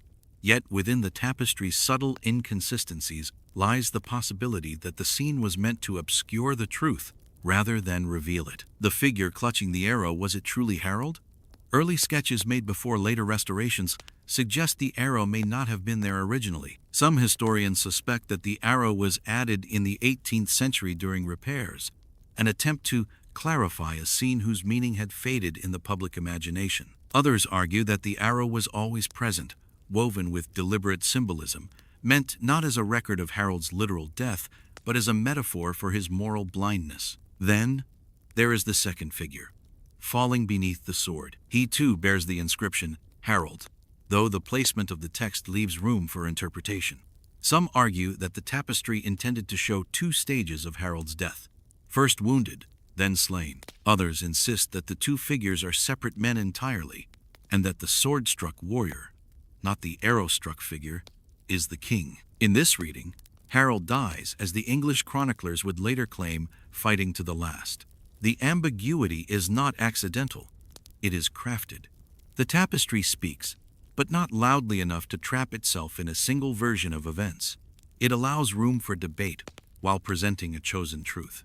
It introduces Harold's death in a way that satisfies symbolism, justifies the conqueror, and yet remains fluid enough to withstand scrutiny. As the viewer moves past the death scene, the tapestry immediately turns its focus to the Norman pursuit. There is no mourning, no burial, no solemnity. The conquered king is treated as a narrative footnote. Harold's death is acknowledged only long enough to validate the victor's right to rule. Then the tapestry moves on, rushing toward the coronation of William, though that scene itself has been lost over time. This loss is fitting. The tapestry ends not with a crowned king, but with the chaos that makes his crowning possible. The absence of the coronation is a reminder that the tapestry is not history. It is an argument. Yet even within that argument, the tapestry inadvertently preserves shards of truth. It shows English warriors fighting on foot, their shields locked together in a wall that bends but does not break easily. It shows the Norman cavalry advancing in disciplined waves. It reveals the chaos, the dust, the collapse of lines. Though embroidered from the victor's perspective, the tapestry cannot help but capture glimpses of the defender's courage. The faces of the English are not those of cowards. Their posture is not that of men resigned to defeat. They stand firm even as the Norman cavalry crash against them. Thus, the tapestry becomes a paradox, a Norman artifact that inadvertently records the valor of the very people it sought to overawe. In the centuries following its creation, the tapestry passed through many hands. It survived wars, revolutions, fires, and the decay of time. It became a relic of national identity, claimed by France and studied by England. Scholars in dim libraries pored over its images, adjusting assumptions with each new revelation or restoration. No matter how many times it was examined, the tapestry never gave up all its secrets. Its ambiguity has kept Harold's death alive in the imagination of the world. If the tapestry had been clear, if it had shown a single, unambiguous death, the mystery would have ended there. But because its threads contradict themselves, because its stitches seem to argue even within the same scene, the tapestry helped transform Harold's death from a moment of military defeat into a legend of interpretation. It is one of history's great ironies that a work designed to preserve Norman authority ended up preserving English myth instead. The very attempt to define Harold's death created the space for endless debate. The tapestry wanted to close the story. Instead, it opened it. As long as the Bayeux Tapestry survives, Harold's death will never be a settled fact. It will always pulse in the space between two embroidered figures, one clutching an arrow, one falling beneath swords, neither confirmed, neither denied. The truth lies somewhere between those threads, not fully captured by either image. And in that space, the story refuses to rest. The tapestry was meant to end a question. Instead, it gave birth to one. For nearly 1,000 years, the Bayeux Tapestry has hung like a silent witness between the living and the dead, a guardian of a moment when a kingdom fell and another rose. Though it cannot speak, it has shaped how the world remembers. Though it cannot move, it has moved the imaginations of countless minds. And though its threads are mute, they whisper a story few other artifacts could carry across centuries. Yet beneath its woven scenes lies an irony too exquisite to ignore. The tapestry that claims to reveal truth may be the very object that obscures it most. When one stands before the tapestry today, whether in the long, dim gallery of Bayeux Cathedral or in photographs reproduced across libraries, the first sensation is not clarity but strangeness. Its world is frozen in motion, stylized, stiff like the wooden carvings of an old church door. Horses stretch their legs unnaturally. Men fight in poses that seem theatrical rather than brutal. And battles unfold with the clean precision of an illuminated manuscript rather than the chaos of real war. And yet, for all its artificiality, the tapestry feels alive. The rhythm of scenes pulls the viewer forward, each stitched gesture unfolding like frames in a primitive film. It is neither painting nor writing but a third medium, a hybrid that speaks in color and movement, in symbols and omissions. Its creators did not intend objectivity. They intended persuasion. Every needle stroke served a narrative. But even as the Normans crafted their story, they could not control every interpretation. The tapestry's makers were artisans, not theologians or chroniclers. Their hands may have obeyed Norman patrons, but their eyes had seen the world more plainly. They embroidered the horses and ships with equal care, but when the battle scenes began, the truth of war crept in despite the constraints of purpose. The English are not shown as villains or cowards. They are depicted with the same dignity and strength as the Normans. Their shields interlock with determination. Their axes swing with practiced precision. Their banners flutter with pride. Even Harold, despite the political slant of the narrative, is shown with regal posture, commanding presence, and martial strength until the moment of his fall. In these unintentional favors, the tapestry resists its own propaganda. Still, the ambiguity surrounding Harold's death remains its most enigmatic gift. The arrow figure, with its arm raised unnaturally, its head tilted back, its expression unreadable, stands as one of the most iconic enigmas in medieval art. The historians who suggest that the arrow was a later addition point to early tracings of the tapestry, where the shaft appears absent, replaced by what looks like a vertical spear. If the arrow was added centuries later, that single choice altered the memory of a nation. It created an image so powerful that even now, people associate Harold's name with the wound in his eye. The nearby swordsman, the fallen figure struck down by mounted Normans, complicates matters further. His posture is more natural, his death more fitting for a king fighting to the last. In him, one sees not divine retribution but the brutal reality of battlefield defeat. If he is Harold, then the arrow is a fabrication. If the arrowed figure is Harold, then the swordsman is a symbol. If both are Harold, then the tapestry depicts a kind of theological death sequence, combining literal wound and symbolic judgment. The tapestry refuses to clarify. Its decision is not an accident, but a method. This deliberate ambiguity reveals more about the Norman psyche than any explicit statement could. William's supporters wanted to imply divine judgment without stating it outright, leaving enough room for the legend to grow organically. A clear, indisputable depiction might have drawn criticism. A suggestive, ambiguous scene allowed meaning to evolve. In this way, Harold's death became not just an event, but a living myth. The Normans created the outline. Time filled in the rest. Behind the main scenes, the tapestry's margins, those cryptic bands of animals, fables, hybrid creatures, and small human figures, add another layer of mystery. Some scholars argue that the margins serve as moral commentary, the creatures acting as metaphors for deceit, ambition, or divine reckoning. Others see them as simple decorative motifs borrowed from manuscript culture. But even if the margins were never meant to reveal anything about Harold's fall, the human mind insists on finding patterns. A fox catching a bird, a farmer striking an animal, a beast with two heads each becomes a hint, a code, a possible interpretation of the tragedy unfolding above. The tapestry becomes not just an artwork but a labyrinth. This labyrinth deepens when considering the context in which the tapestry was likely displayed. Medieval audiences viewed it in motion, walking along its length during feast days or political gatherings. They absorbed its images, not with scholarly rigor, but with the fluidity of storytelling. For them, the tapestry was a performance, a visual sermon, a ritual of memory. The death of Harold, seen in this ritualized way, became an emotional anchor. The message did not need to be clear. It needed to resonate. And resonate it did.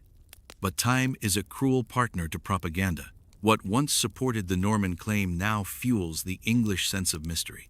The very tool meant to solidify conquest has become one of the most compelling artifacts inspiring doubt. Scholars return to the arrow, to the sword, to the stitching itself, hoping to catch the tapestry contradicting its patrons. With every new restoration, every high-resolution scan, every fiber analysis, new theories emerge. Some claim to see the outline of a sword beneath the threads of the arrow, suggesting that repairs added new interpretations unintentionally. Others argue that the tapestry's creators intentionally merged multiple accounts to lend the narrative a mythic quality. Still, others insist that the tapestry makers were simply indifferent to precision, concerned more with storytelling than documentation. Whatever the truth, the tapestry's endurance ensures that no single version will ever erase the others. The ambiguity extends beyond the scene of Harold's death. The tapestry ends abruptly, as if whole chapters of the story have been cut away. The coronation of William is missing, likely torn or lost centuries ago. The ending we have now freezes in the moment of Norman pursuit, the English fleeing or falling. The absence of closure echoes Harold's own unresolved fate. Just as the tapestry's narrative stops short, leaving the viewer in a suspended moment of transition, Harold's death lingers at the threshold between fact and myth. This open end strengthens the tapestry's power. It denies the satisfaction of resolution. It keeps the viewer inside the moment of upheaval. Perhaps the missing portion once showed William crowned triumphant. Or perhaps it showed something else entirely. Whatever it once depicted, its absence ensures that Harold's death scene becomes the emotional climax. The tapestry ends in violence, confusion, and uncertainty, the same conditions in which history itself was forged. In this way, the Bayeux Tapestry becomes not only a depiction of conquest, but a metaphor for the instability of memory. Its threads fray, its scenes fade, its meaning shifts. It reminds us that history is not a static record, but a living organism shaped by those who survive long enough to tell it. The tapestry is a relic of power, but also a relic of fragility. Its silence forces viewers to supply their own interpretations. Its images compel debate. Its incompleteness awakens imagination. More than any chronicle, it demonstrates how history is not simply what happened, but what people believe happened. And so, Harold's death remains suspended in the tapestry's woven twilight, neither fully known nor fully forgotten. A figure caught between an arrow and a sword. A king frozen in the moment of his undoing. The tapestry does not solve the mystery. It preserves it. In that silence, Harold lives forever. In the aftermath of Hastings, when the smoke cleared and the crows began to gather over the dead, the battlefield belonged not to a single man, but to a new order forming like a dark tide around the fallen body of the old world. Harold may have died atop Senlac Hill, but the forces that had shaped his life, alliances, rivalries, blood feuds, betrayals, did not die with him. They lingered in the minds of those still living, binding together the fates of men whose paths had crossed long before the day the shield wall broke. To understand the meaning of Harold's death, one must understand the web of relationships that defined the final years of Anglo-Saxon England, a web that tightened around him long before William's cavalry charged up the hillside. William of Normandy did not become Harold's adversary in a moment. Their conflict was carved by decades of rising tensions, shifting loyalties, and the ambitions of two men shaped by different worlds. William had grown up in a land of fortified keeps, mounted knights, and feudal obligations, an environment where violence was a currency and survival required not only strength but calculated ruthlessness. Harold, in contrast, rose in a kingdom built on tradition, consensus, and the balancing of noble families whose rivalries often simmered beneath a fragile unity. Their encounter on the battlefield was inevitable not because destiny willed it, but because the political landscape of the 11th century offered no other path. For years, Harold's family house Godwin had been the most powerful in England. His father, Godwin, had dominated the court of King Edward the Confessor, shaping policies, marriages, and alliances. Harold inherited that influence, steering the kingdom through crises long before he ever wore the crown. But power breeds enemies, and among Harold's fiercest rivals was his own brother, Tostig. Their relationship, once bound by blood, ambition, and shared upbringing, fractured under the weight of ambition and betrayal. Tostig had ruled Northumbria with a severity ill-suited to a region accustomed to autonomy and proud tradition. His heavy-handed governance alienated the Northumbrian nobles, sparking rebellion. When the revolt demanded Tostig's removal, Harold supported the insurgents' demands over his brother's claims. It was a decision that severed their bond irreparably. Tostig fled into exile, his heart hardened by resentment. The loyalty he had once offered his family twisted into something darker. In time, he sought alliances not to regain honor but to destroy the brother he believed had betrayed him. This fracture within the Godwin family became one of the silent catalysts that led to Harold's death. Tostig's quest for vengeance led him first to Flanders, then to Scotland, and ultimately into the path of Harald Hardrada of Norway, one of the most formidable warriors of the age. Hardrada, seasoned by decades of battle from Constantinople to the fjords of Scandinavia, carried his own claim to the English throne. When Tostig offered to support his invasion, Hardrada accepted with eager ambition. If Hastings sealed England's fate, the road to Hastings began with the shattered brotherhood between Harold and Tostig. When the Norwegian fleet launched its invasion, Harold was forced to march north with haste, meeting Tostig and Hardrada at Stamford Bridge. The battle was brutal, bloody, and decisive. Hardrada fell, Tostig fell beside him, and Harold emerged victorious, yet the price of that victory was exhaustion. His army, having marched the length of England and fought a ferocious battle, was still breathless when news arrived that William had landed on the southern coast. Harold had no choice but to march again, dragging his weary, wounded forces into the contest that would end his reign. In this sense, William did not defeat Harold alone. Tostig played his part from beyond the grave, pulling the threads that weakened his brother's final stand. Meanwhile, William's rise to confrontation with Harold was shaped by his own web of influential figures. Foremost among them was Odo, Bishop of Bayeux, who would later commission the tapestry that immortalized the conquest. Odo was not only William's half-brother but a master of political theater. His influence ensured that the tapestry cast William as a righteous leader and Harold as the embodiment of broken promises. Odo's presence on the battlefield at Hastings was no accident.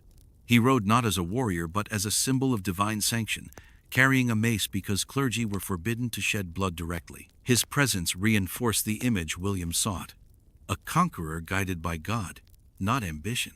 Another figure intertwined with William's fate was Count Guy of Ponthieu, who had captured Harold years earlier when the future king shipwrecked on Norman shores. Guy's decision to release Harold into William's custody was the moment that forged the disputed oath, an oath the Normans would wield like a blade. Though Guy's role faded after those events, his capture of Harold became a hinge on which the future turned.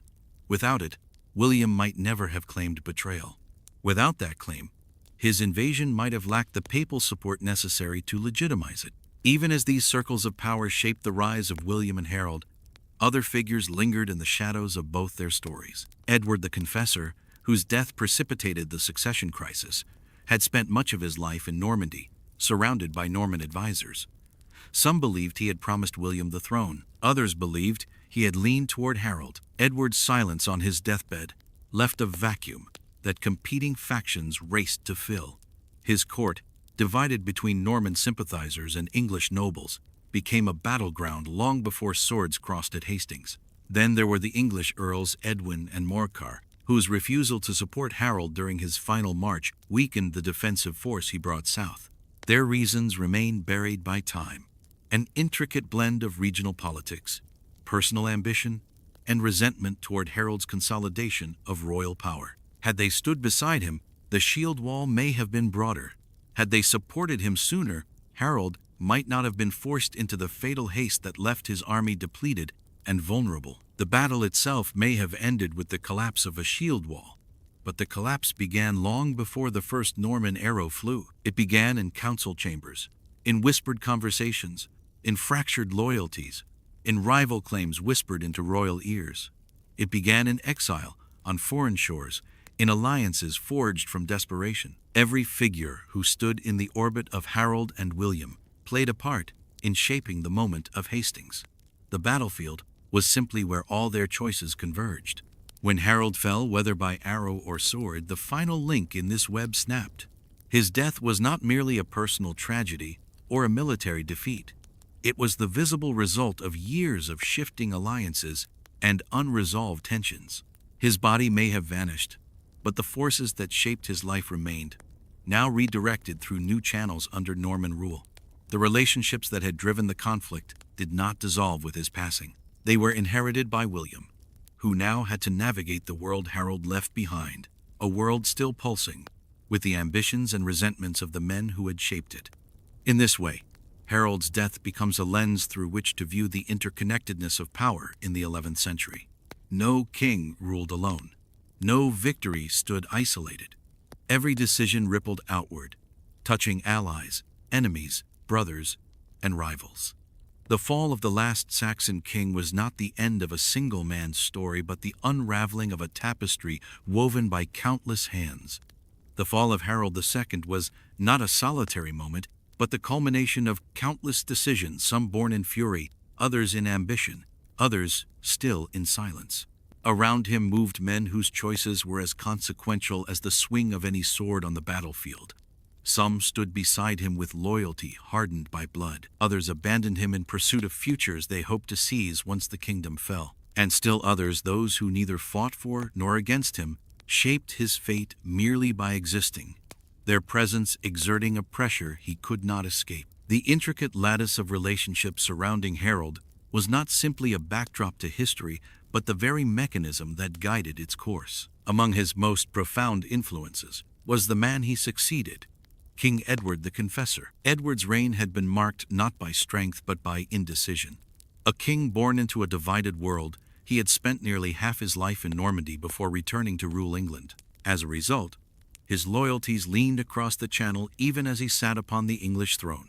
Edward's foreign sympathies had seeded discontent among the English nobles, particularly the Godwin family, whose power stood in direct contrast to the influence of Norman courtiers. Harold grew to maturity in a kingdom where his own father had clashed bitterly with Edward, a fact that left a lingering tension even after Edward allowed Harold to rise as the kingdom's most powerful earl. Edward never clearly named an heir. Some believed he promised the crown to William of Normandy during Harold's controversial visit. Others insisted that Edward signaled his preference for Harold with his dying breath. Because Edward left no explicit decree, the struggle between Harold and William was not merely between two men but between two interpretations of a dead king's unspoken intentions.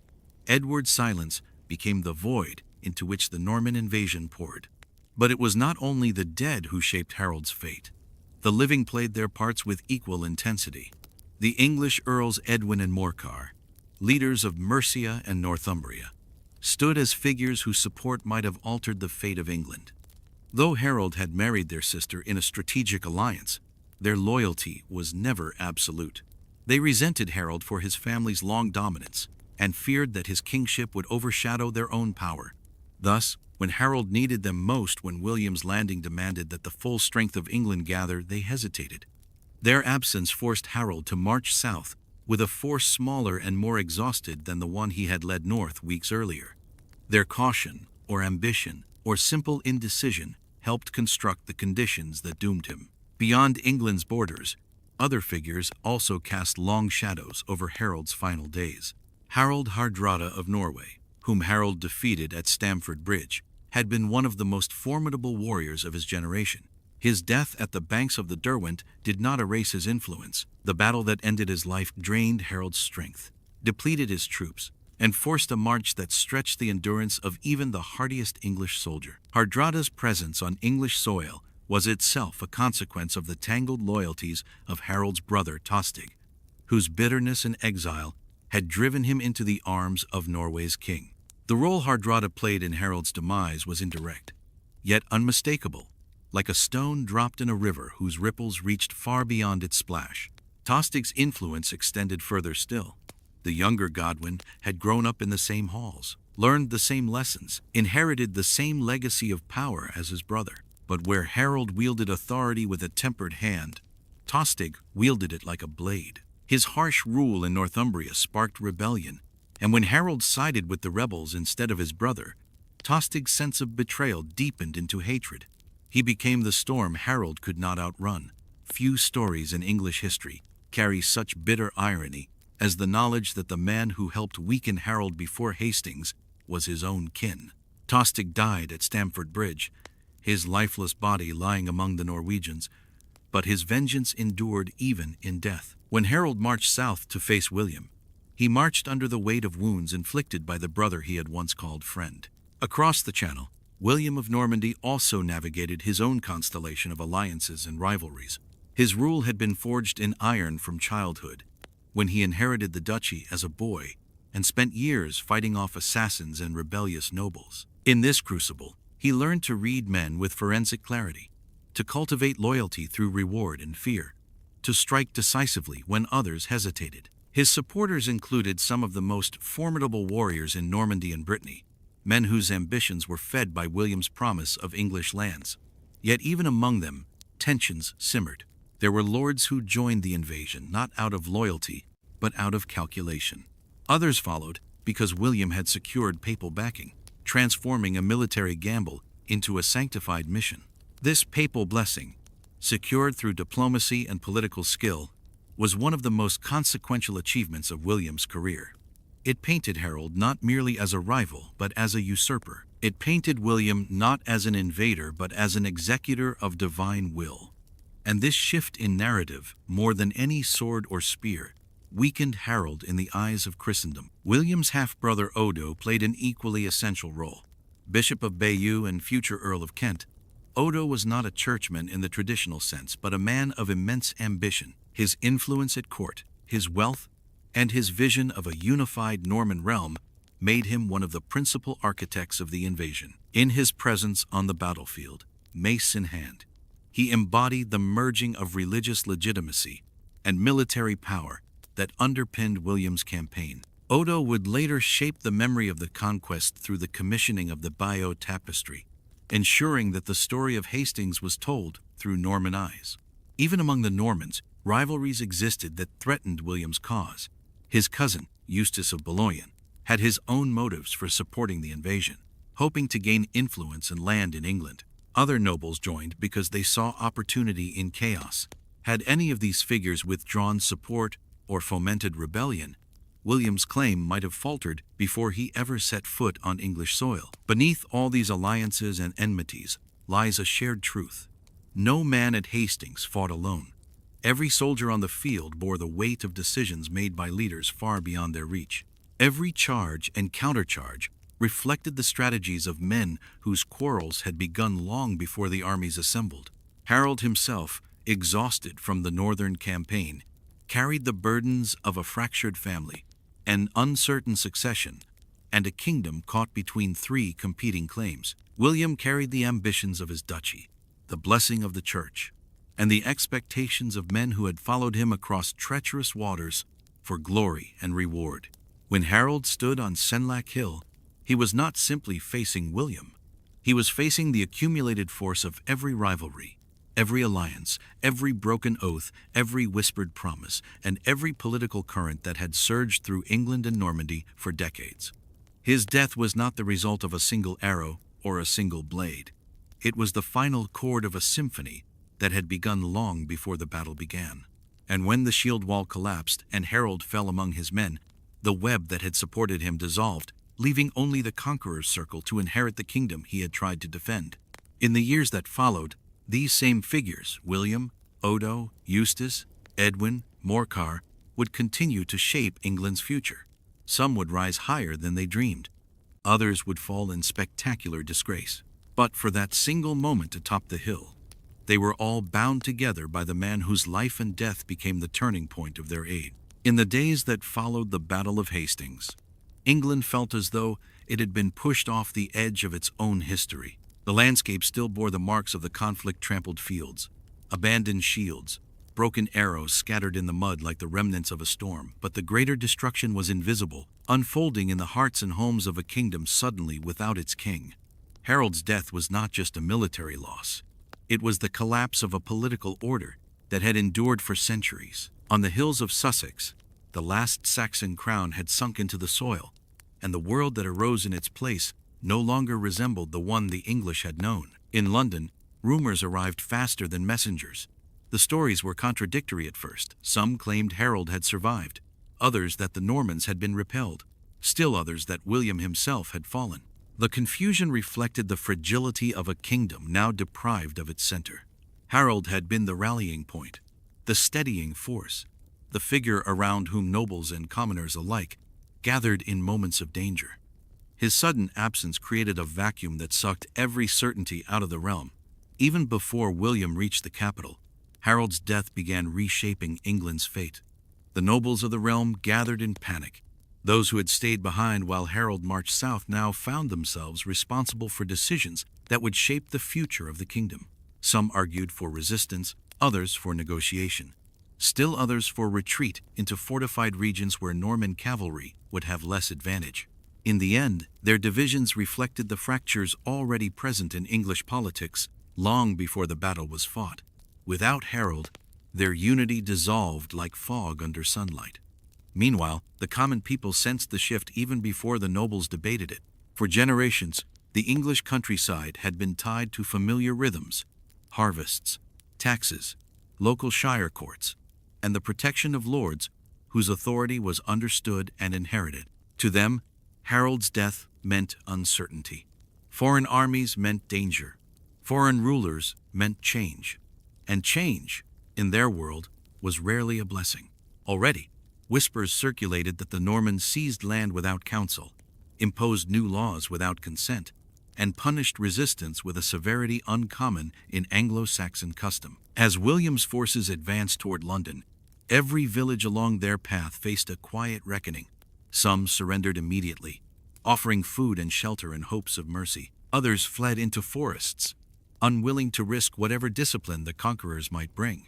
And there were villages that resisted small pockets of courage or defiance that sparked brief, brutal reprisals. The English way of war, rooted in communal obligation and local defense, had little chance against the disciplined mounted knights of Normandy. Each act of resistance lasted only minutes, ending in flames that lit the sky long after the soldiers moved on. The arrival of William the Conqueror did not feel like the victory of one man but the invasion of an entire system. Behind him marched not only soldiers but clerks, priests, advisors, and the framework of a new political world. The Normans brought with them a different vision of governance, one built on feudal loyalty, centralized authority, and the direct control of land. The Anglo-Saxon earls, who had once carved their power from tradition, found themselves stripped of their titles and replaced by men who owed their status entirely to William's favor. Lands were confiscated. Estates were reallocated. Those who had held wealth for generations saw it taken overnight. Harold's fall thus unleashed a transformation that reached far beyond the battlefield. It altered the social architecture of England itself.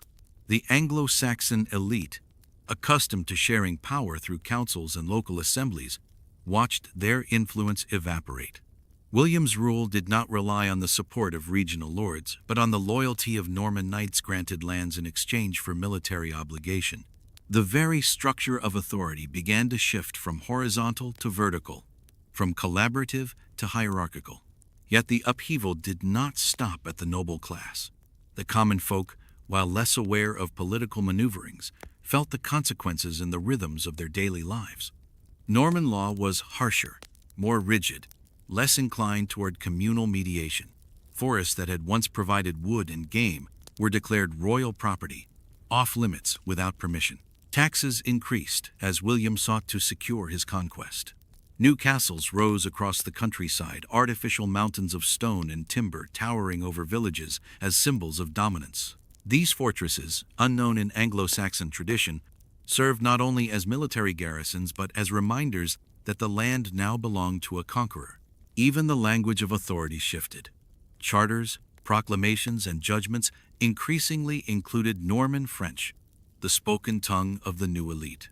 The Old English language, though still alive in homes and marketplaces, began to lose its place in the halls of power. The English soon found themselves strangers in their own courts, unable to understand the words spoken over disputes that affected their very lives. Harold's death did not merely mark the loss of a king, it marked the beginning of the erosion of a culture. In monasteries across England, scribes recorded the events with a tone of sorrow. They described the conquest as a divine trial or punishment, but beneath their theological explanations lay a deep mourning for a world slipping beyond recovery. Some monasteries, loyal to Harold's memory, tried to preserve his legacy. They wrote of his bravery, his fairness, his devotion to his people. Others, recognizing the dangers of defying Norman authority, softened their accounts, attempting a delicate balance between truth and survival. Their writings became the first attempts to make sense of a turning point that felt less like a victory or defeat and more like the breaking of a great wheel. Though the turbulence spread across the land, one faction adapted more quickly than others: the Church. William understood the value of aligning divine authority with royal power. He replaced many English bishops with Norman clergy loyal to him, thus tightening his grip on both spiritual and political spheres. The Church, once a bastion of Anglo-Saxon culture, became an instrument of the new order. The Latin liturgy remained unchanged, but the leadership behind it shifted dramatically. The English priests who survived the transition found themselves navigating unfamiliar hierarchies, answering to bishops who viewed them as backward and provincial. Through all this upheaval, the absence of Harold himself became increasingly symbolic. His body, lost or obscured, became a point of whispered speculation. Some believed he had been secretly buried. Others believed he wandered the earth as a penitent hermit. Still others saw in his absence a metaphor. England's king was gone, and the kingdom itself wandered in a shadowed wilderness, unsure of its future. Harold's missing grave represented not merely a lost body but a lost identity. For those who had fought beside Harold, the transformation was particularly painful. Many of his huscarls, elite warriors bound to him by oath, had died alongside him. Those who survived were scattered. Some fled abroad, becoming mercenaries in distant lands. Others quietly assimilated, adopting the new order out of necessity rather than loyalty. A few turned to rebellion, igniting sparks of resistance that William would spend years extinguishing. These men carried the memory of their fallen king like a fading ember. They remembered his voice, his command, the steadiness of his presence. And they remembered watching him fall under the onslaught of Norman steel. In their hearts, the kingdom had died with him. Yet amidst the devastation, there were those who recognized opportunity. The reshaping of English society created openings for new alliances, new careers, new loyalties. Young men who learned French could rise in royal service. Merchants who adapted to Norman demands found prosperity in the changing markets. The transformation of authority brought not only destruction but reinvention. For some, Harold's death was the end of an age. For others, it was the beginning of one. In this shifting landscape, the consequences of Hastings continued to ripple outward. Every choice made in its wake, every surrender, every rebellion, every decree sprang from the void Harold left behind. His death created not only a moment of crisis but an era defined by uncertainty. Within that uncertainty, William built a new kingdom upon the ruins of the old, his foundations laid with the stones of conquered towns and the memories of conquered men. England was no longer the land Harold had died defending. And yet, in every change that swept across it, the echo of his fall remained. In the months that followed the conquest, the shock waves of Harold's death spread across England like the slow, inevitable advance of winter. Each passing week seemed to erase another trace of the world that had once existed beneath the Saxon banner. Yet even as William tightened his grip, the kingdom did not collapse quietly. It shuddered, resisted, adapted, and grieved all at once, torn between survival and memory. William's coronation on Christmas Day sealed the political transition, but it did not ease the unease that gripped the kingdom. To the English, the coronation felt less like a ceremony and more like a sentence. The new king spoke a tongue they did not share, invoked laws they had never known, and enforced authority with a relentlessness foreign to their traditions. Even in London, where William sought to present himself as a rightful ruler, the tension pulsed beneath every act of obedience. The streets bowed to him, but the hearts behind the bows remained loyal to the world Harold had embodied. For many, Harold's reign, though brief, had symbolized continuity. He represented the last thread binding the present to a lineage stretching back through generations of Saxon rule, to times when kings were shaped not by foreign blood but by the soil of the land itself. With Harold gone, England felt unmoored, drifting toward a version of itself it did not recognize. The conqueror's rule was not simply the arrival of Norman authority but the rewriting of what it meant to be English.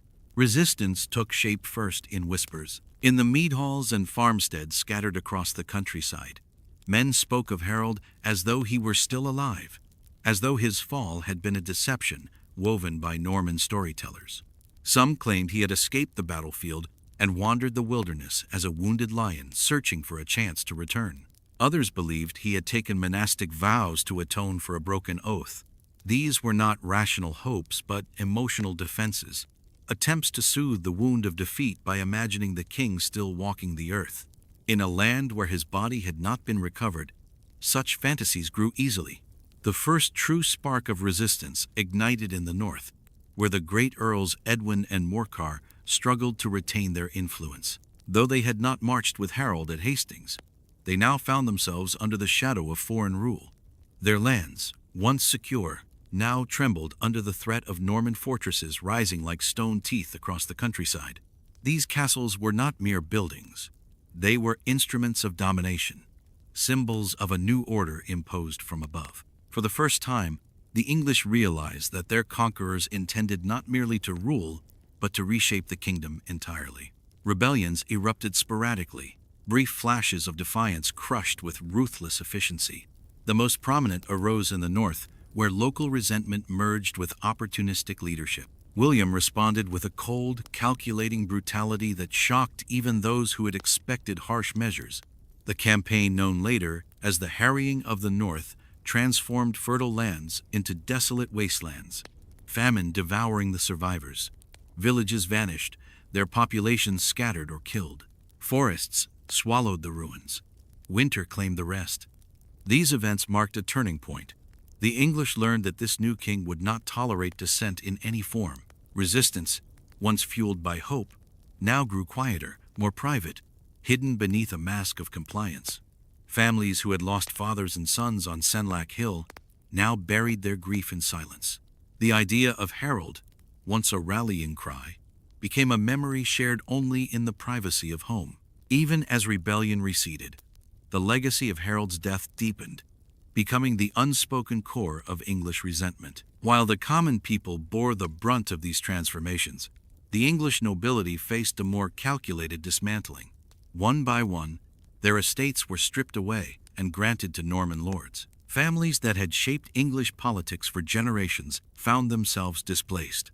Some attempted alliances with the new regime, offering loyalty in exchange for survival. A few succeeded, carving out small places in the shifting hierarchy, but most failed. William's distrust ran deep. He replaced English nobles with Norman barons at a pace that ensured the old aristocracy could not reconstitute its influence. For the Church, the transformation was equally profound. The old ecclesiastical hierarchy, English bishops accustomed to gradual change, found themselves overshadowed by Norman clergy who viewed their English counterparts as relics of an inferior past. The new bishops enforced reforms with the vigor of conquerors, reshaping liturgy, architecture, and administration. Cathedrals that had stood for generations were torn down and rebuilt in the soaring Romanesque style, their massive arches and towering columns proclaiming Norman permanence. The very stones of England were ordered to forget.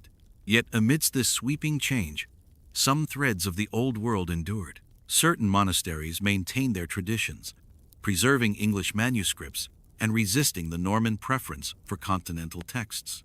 In these quiet sanctuaries, monks copied histories with a bittersweet reverence, writing of Harold with gentle sorrow.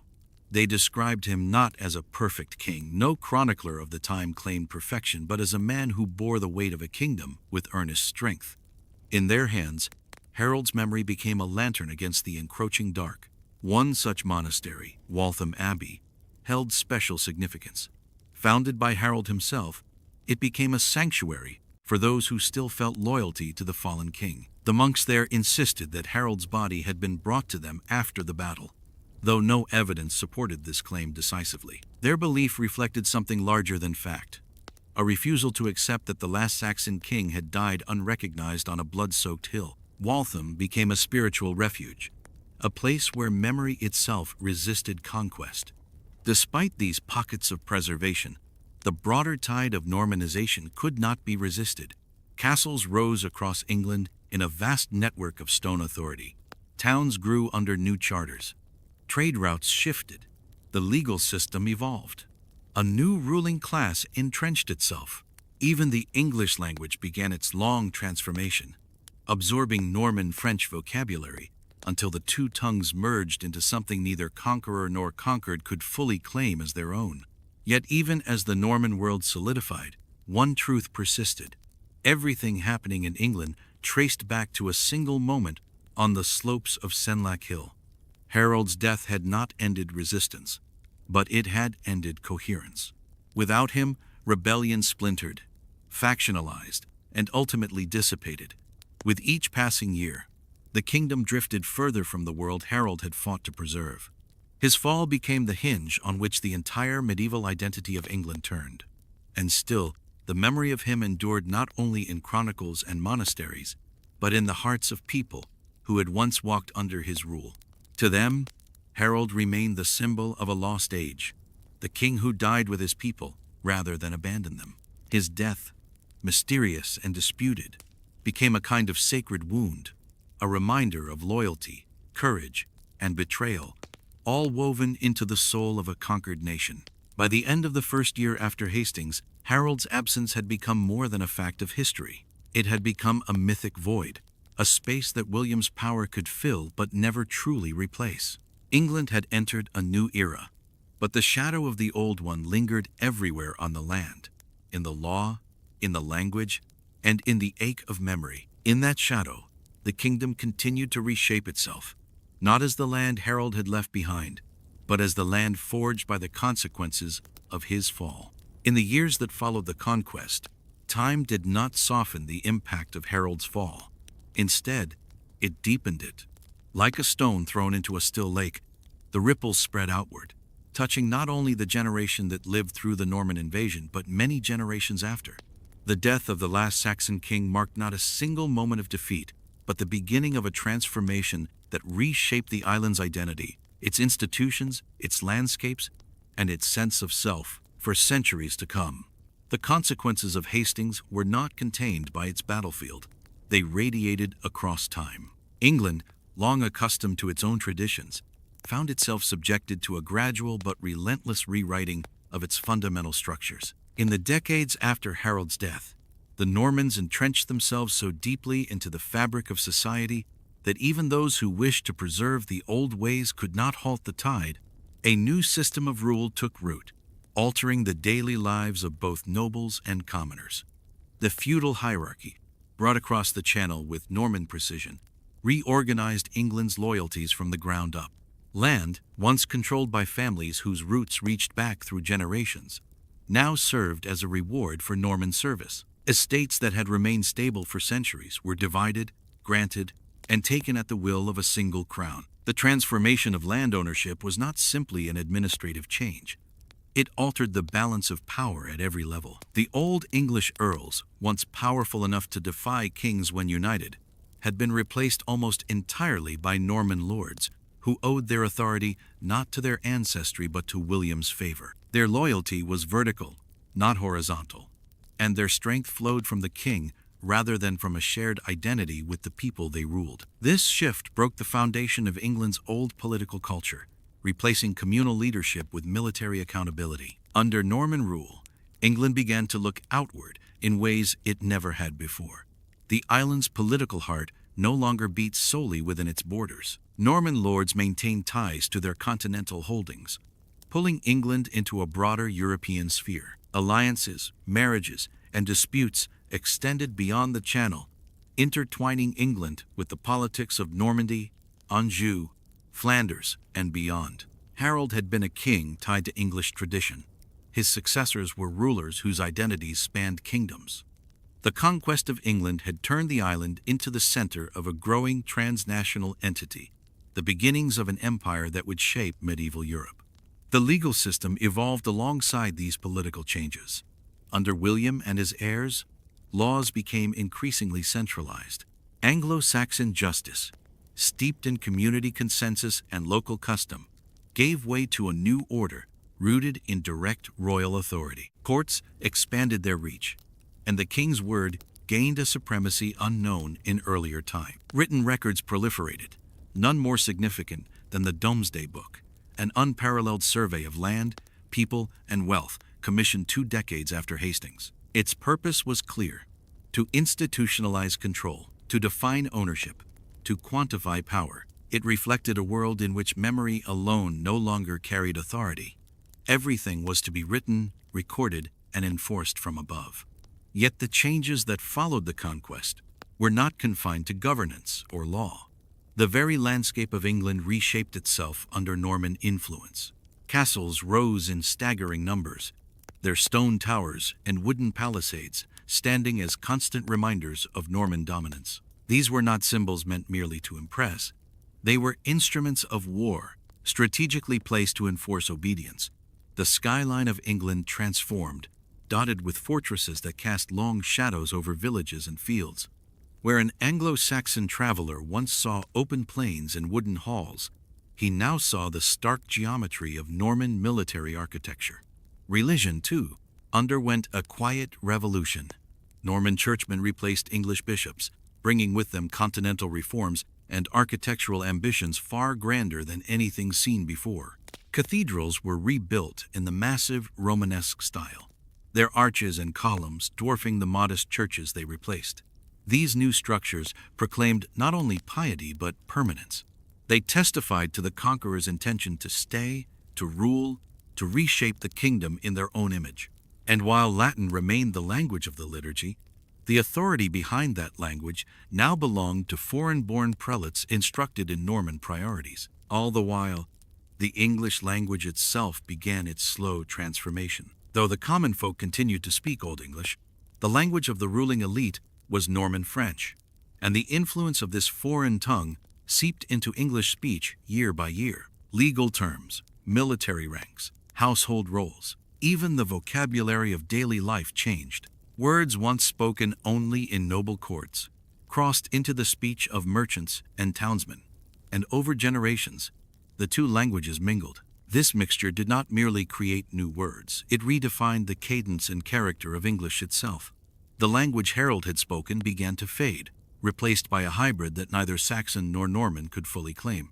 The very act of speaking became a reflection of the conquest's legacy. Yet the cultural changes that followed Hastings were not solely imposed from above. Some emerged organically, as generations born after the battle grew up, knowing nothing else. The children of mixed marriages, Norman fathers and English mothers, became living bridges between the two worlds.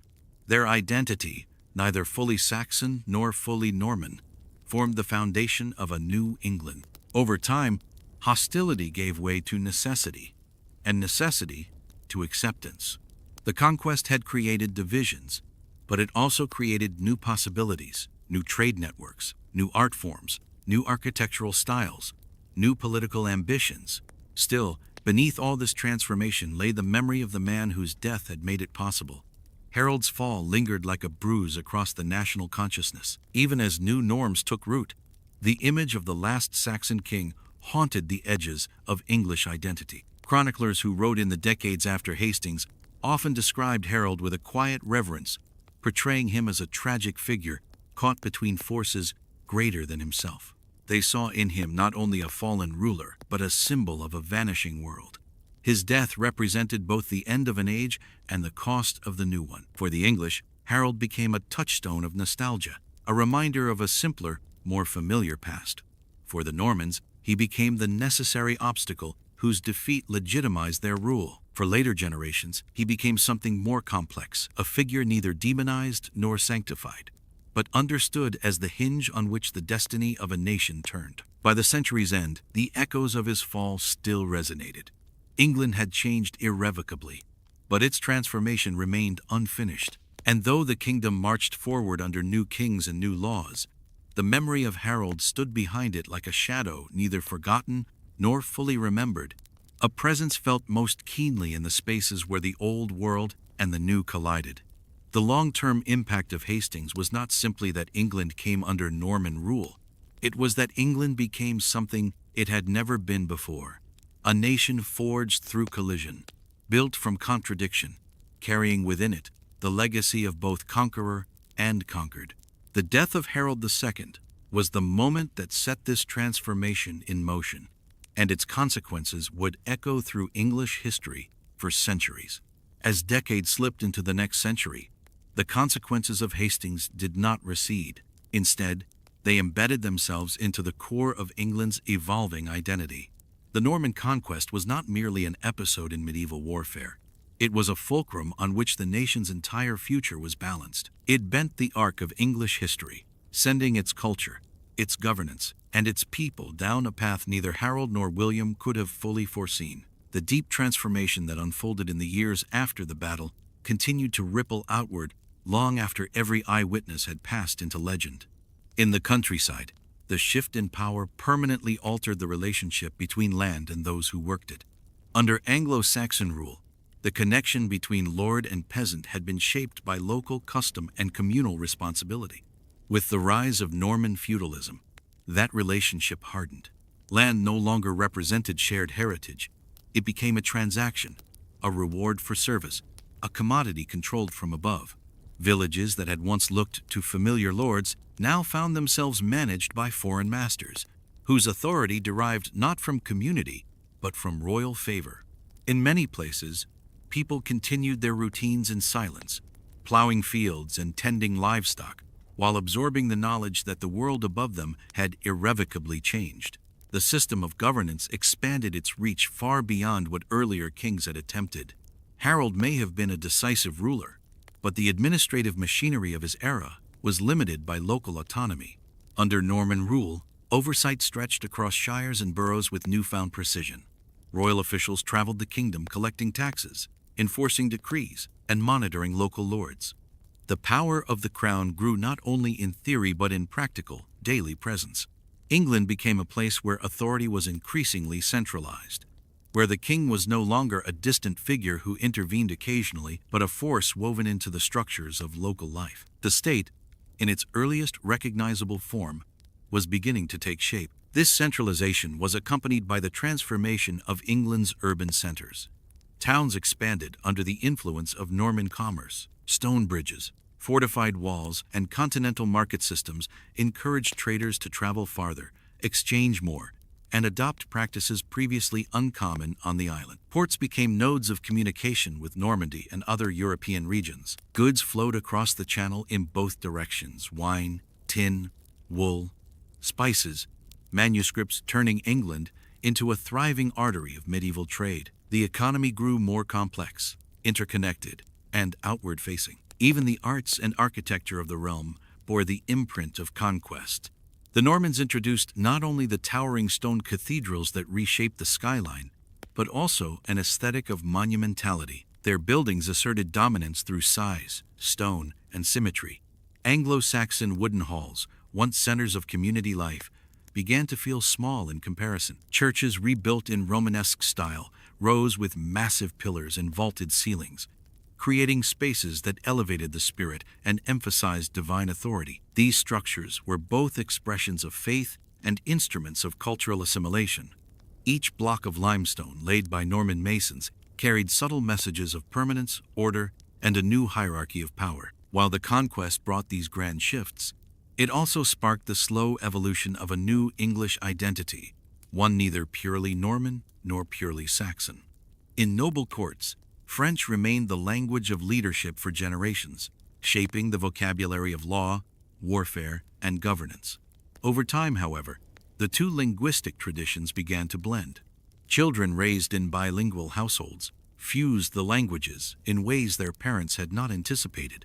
Old English words held ground in daily life, while Norman French terms structured the public sphere. As generations passed, a hybrid tongue emerged. Middle English, the first linguistic trace of a nation forged in collision.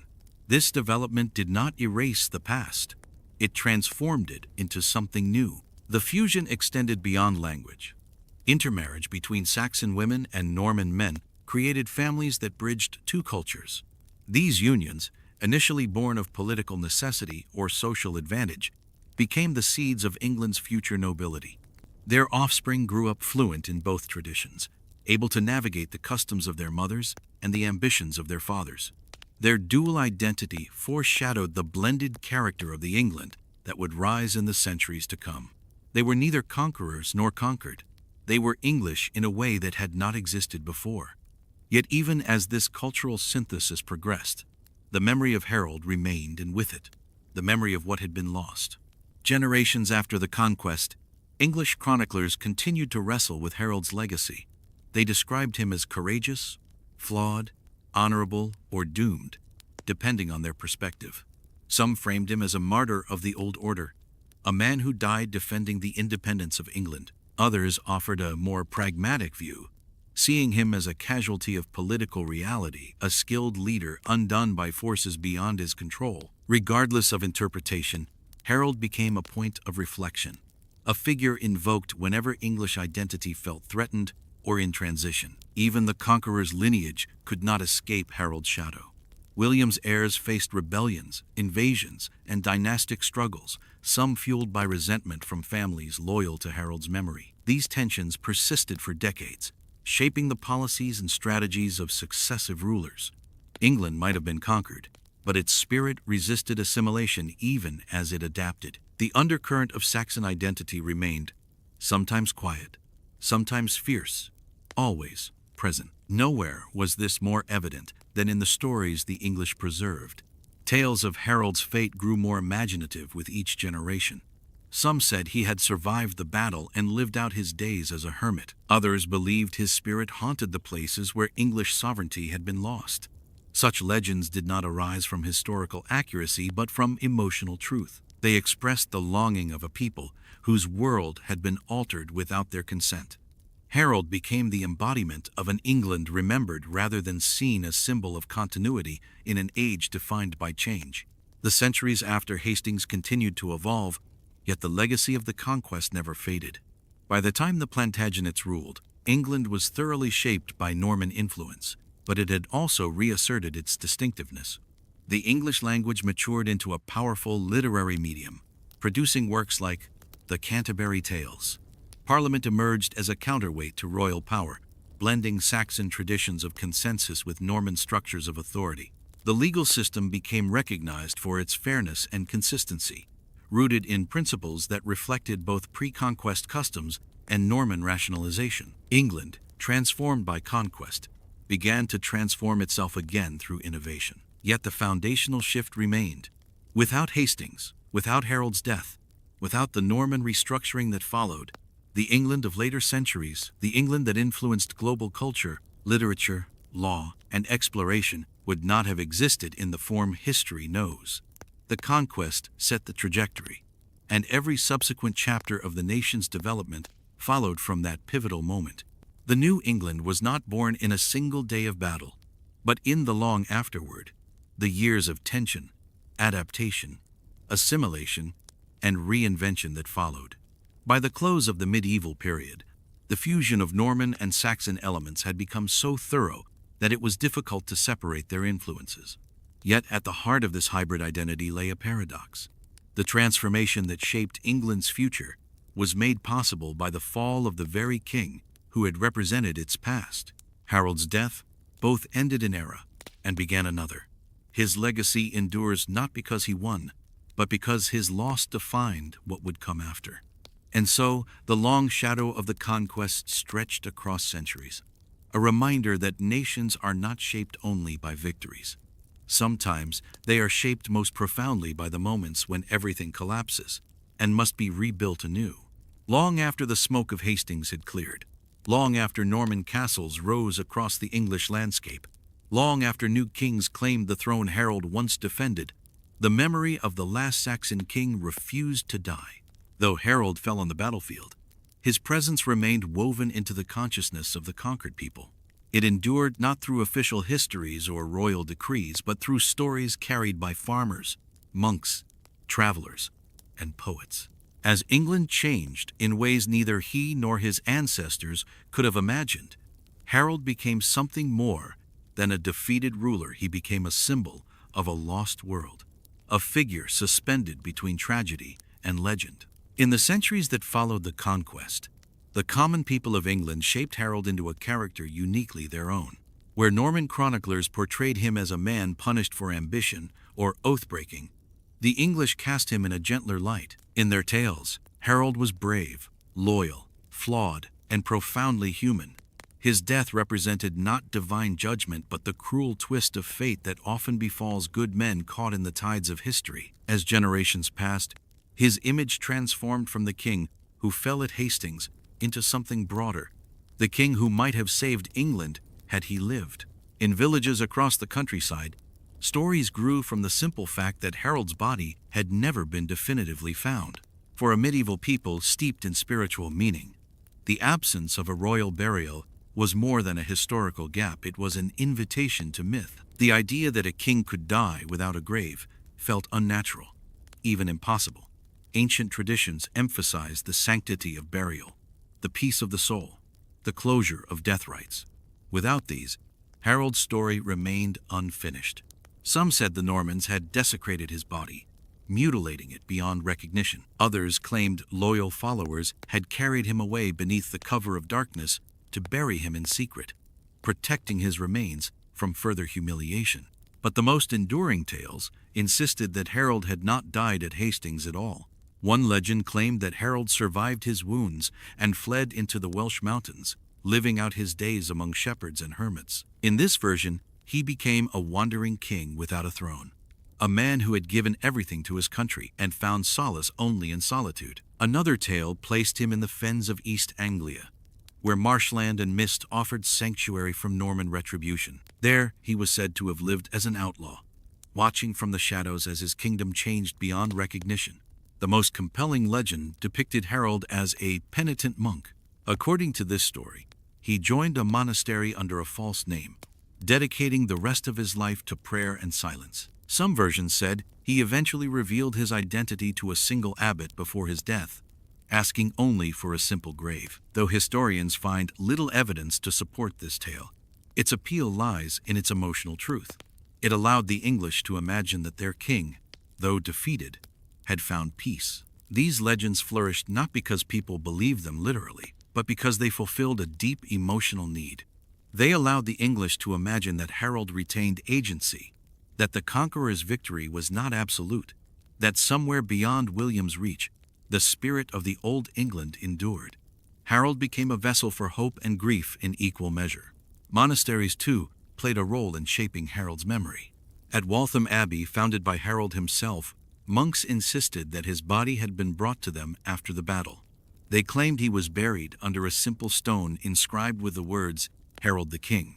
Whether this was truth or devotion is unclear, but the abbey became a site of quiet pilgrimage for those who mourned the lost age. Pilgrims knelt before the grave, some seeking healing, others praying for the soul of a king they had never seen but felt they had known. Over time, Waltham became a sanctuary for those who believed Harold had offered his life for the kingdom he cherished. Beyond religious circles, Harold's afterlife grew in the literary imagination. Medieval poets began to include him in romances and epics, describing him not as a historical figure but as a fallen hero whose courage rivaled the greatest warriors of legend. He became a symbol of noble resistance, a reminder of the fragility of earthly power. In these works, Harold was often depicted in the moments before his death, standing tall beneath a storm of arrows, defiant until the end. Myth overrode fact, and in doing so, elevated him to a figure of enduring admiration. As England's literacy expanded, and as new political dynasties rose to power, Harold's story remained a quiet undercurrent. He represented the England that existed before the Normans reshaped it, a world rooted in local customs, communal leadership, and ancient traditions. For many, remembering Harold became a way of remembering themselves. His story fostered a sense of continuity in a nation where everything else seemed altered. This cultural memory became even more powerful during moments of national tension.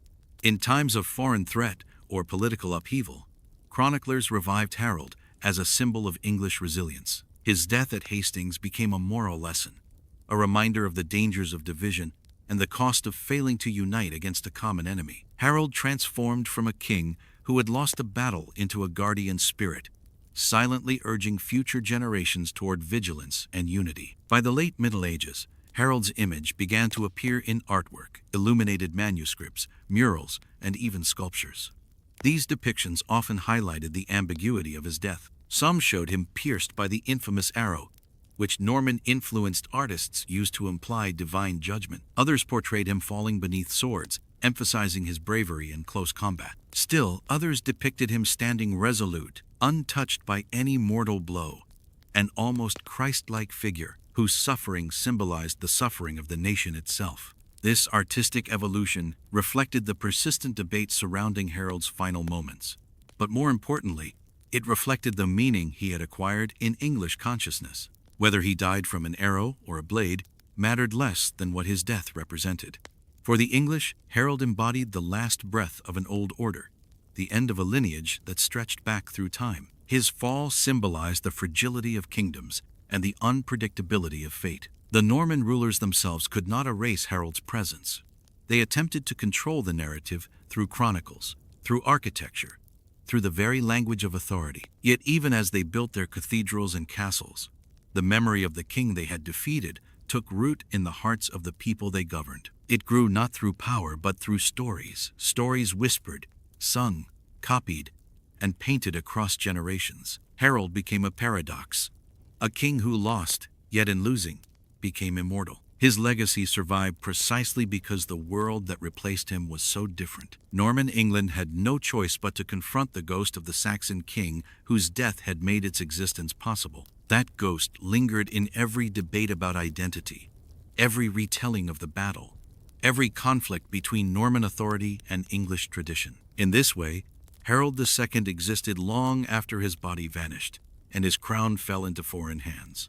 He lived in the imagination of a nation reshaped by conquest. He lived in the myths crafted by those who refused to let him disappear. And as England marched into new centuries, the spirit of the last Saxon king walked beside it, sometimes as a memory, sometimes as a warning, sometimes as a symbol of a past that refused to stay buried.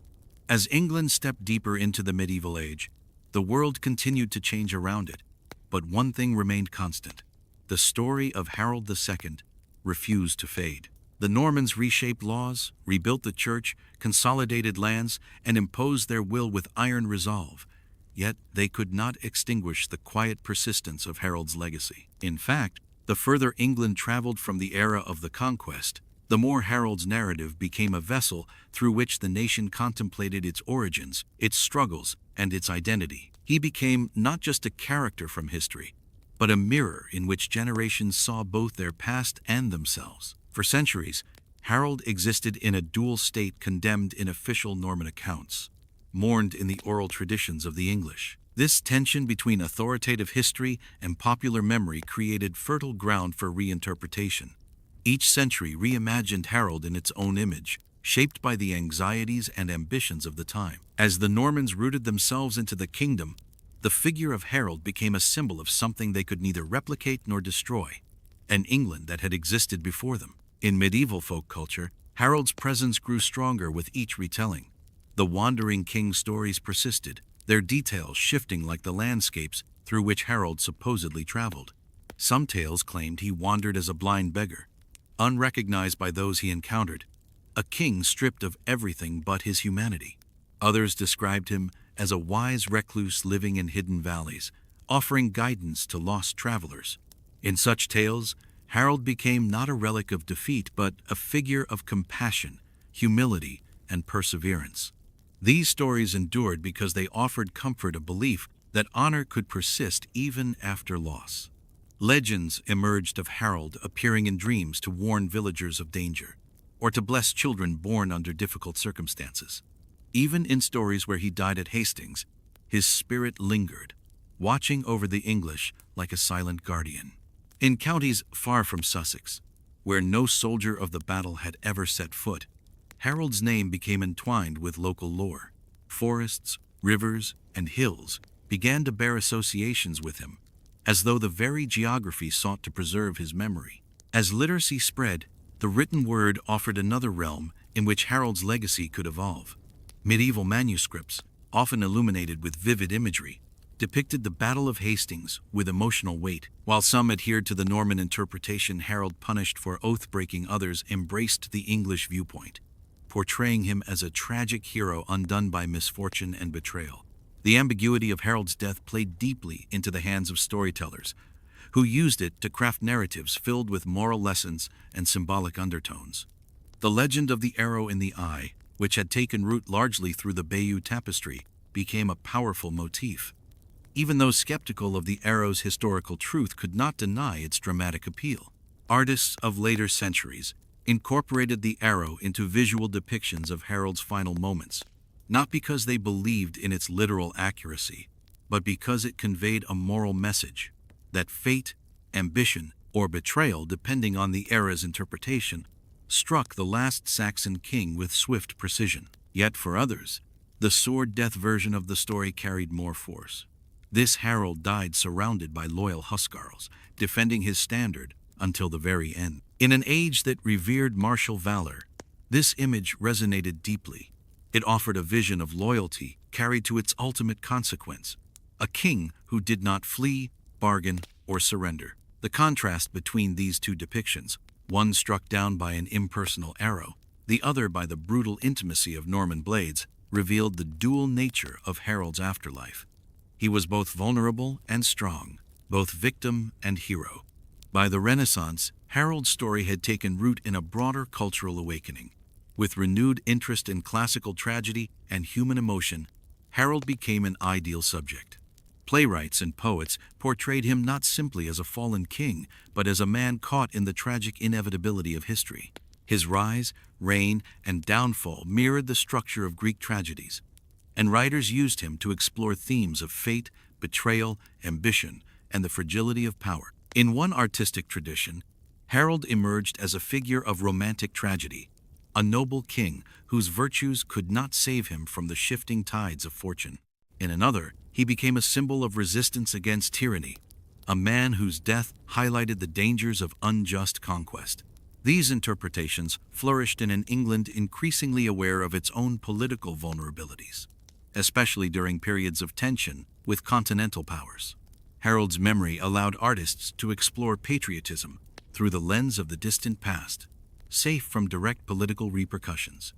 As centuries passed, and England became increasingly unified under monarchs whose ancestry blended Norman blood with Saxon heritage, Harold shifted again in the public imagination. The opposition between Norman and Saxon began to feel less relevant, and Harold evolved into a symbol of Englishness in the broadest sense, not tied to one ethnicity or political order, but to the nation as a whole. He was invoked in discussions of liberty, sovereignty, and the rights of the English people. His story became a reference point for arguments about the importance of consent, the dangers of centralized authority, and the necessity of unity in the face of external threat. In the Victorian era, with its intense fascination for medievalism, Harold enjoyed a resurgence. Painters rendered the Battle of Hastings in sweeping canvases, filled with color and emotion. Poets infused his tale with moral grandeur. Historians revisited his life with newfound empathy, questioning earlier assumptions about treachery or divine punishment. For Victorians, Harold represented both a heroic past and a sentimental mirror for their own era's preoccupation with honor and sacrifice. Even as modern scholarship developed, Harold's place in cultural memory remained secure. Archaeologists, linguists, manuscript specialists, and military historians scrutinized his life with scientific rigor, yet the legend endured alongside the fact. The debate over the nature of his death became a microcosm of the broader struggle to reconcile myth with history. Each discovery, each reinterpretation, offered new layers of understanding, but none erased the emotional connection that had formed between Harold and the English imagination. In the 20th century, Harold's story found new resonance during periods of war and upheaval. Writers and filmmakers used his fall to explore themes of national vulnerability and resilience. In times when England faced external threats, Harold's death at Hastings served as a reminder of both the risks of division and the power of collective memory. Even as the country modernized, his legacy remained a link between past and present, a testament to the idea that identity is not defined solely by victory, but also by loss. Today, Harold II occupies a unique space in cultural memory. He is the last Saxon king, the fallen hero, the symbol of a world transformed but not forgotten. His story lives through folklore, literature, art, scholarship, and countless retellings that continue to shape how the English understand their history. He is a reminder that the past is never entirely buried, that even in defeat, a figure can become larger than life, woven into the identity of a nation. Harold's legacy endures because it holds contradiction.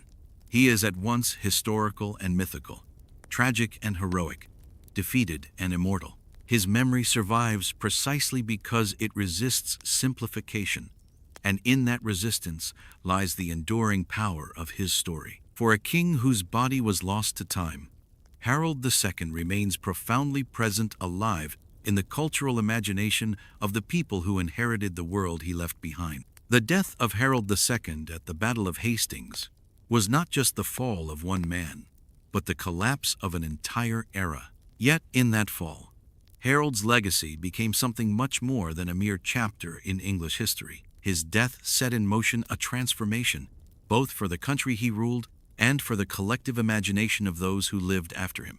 Though he perished on a bloodied hill, the memory of Harold would not die. Instead, it would be woven into the fabric of England itself, becoming a symbol of resistance, a martyr for the lost ideals of the Anglo-Saxon world. William the Conqueror had secured the throne of England by force, but the kingdom he inherited was not yet settled. The bloodshed of Hastings was only the first chapter of Norman domination. As the years passed, William established his rule with an iron fist, but even his iron rule could not completely eradicate the legacy of the last Saxon king. Harold's name echoed across the land, a reminder of what had been lost, a symbol of an England that had once been free, but now lay under the shadow of Norman authority. The immediate consequence of Harold's death was the establishment of the feudal system in England. The Normans restructured the entire social and political order. Land that had once belonged to the Anglo-Saxon nobles was redistributed to William's supporters. The Anglo-Saxon nobility, once the power brokers of the kingdom, were displaced, and in their place, Norman lords took control of vast estates. The old Anglo-Saxon way of governing, based on councils and collective decision-making, was replaced by a rigid hierarchy, where power flowed from the king to his vassals and down to their tenants. But while William's feudal system redefined the political landscape, it could not erase the spirit of the English people. The Saxons, though defeated, retained a strong sense of their identity, and Harold remained the symbol of that identity. His death, though tragic, did not mark the end of resistance. For many Englishmen, Harold was not just a king who had lost a battle. He was a martyr who had fought to protect his people and his kingdom. His fall was a deep wound in the collective consciousness of the nation, one that would not heal quickly. Over the centuries, Harold's memory began to evolve. In the years immediately following the conquest, he was remembered with a mixture of sorrow and admiration. The Saxons who had fought beside him at Hastings refused to forget him. They mourned not just the loss of their king, but the loss of an entire way of life.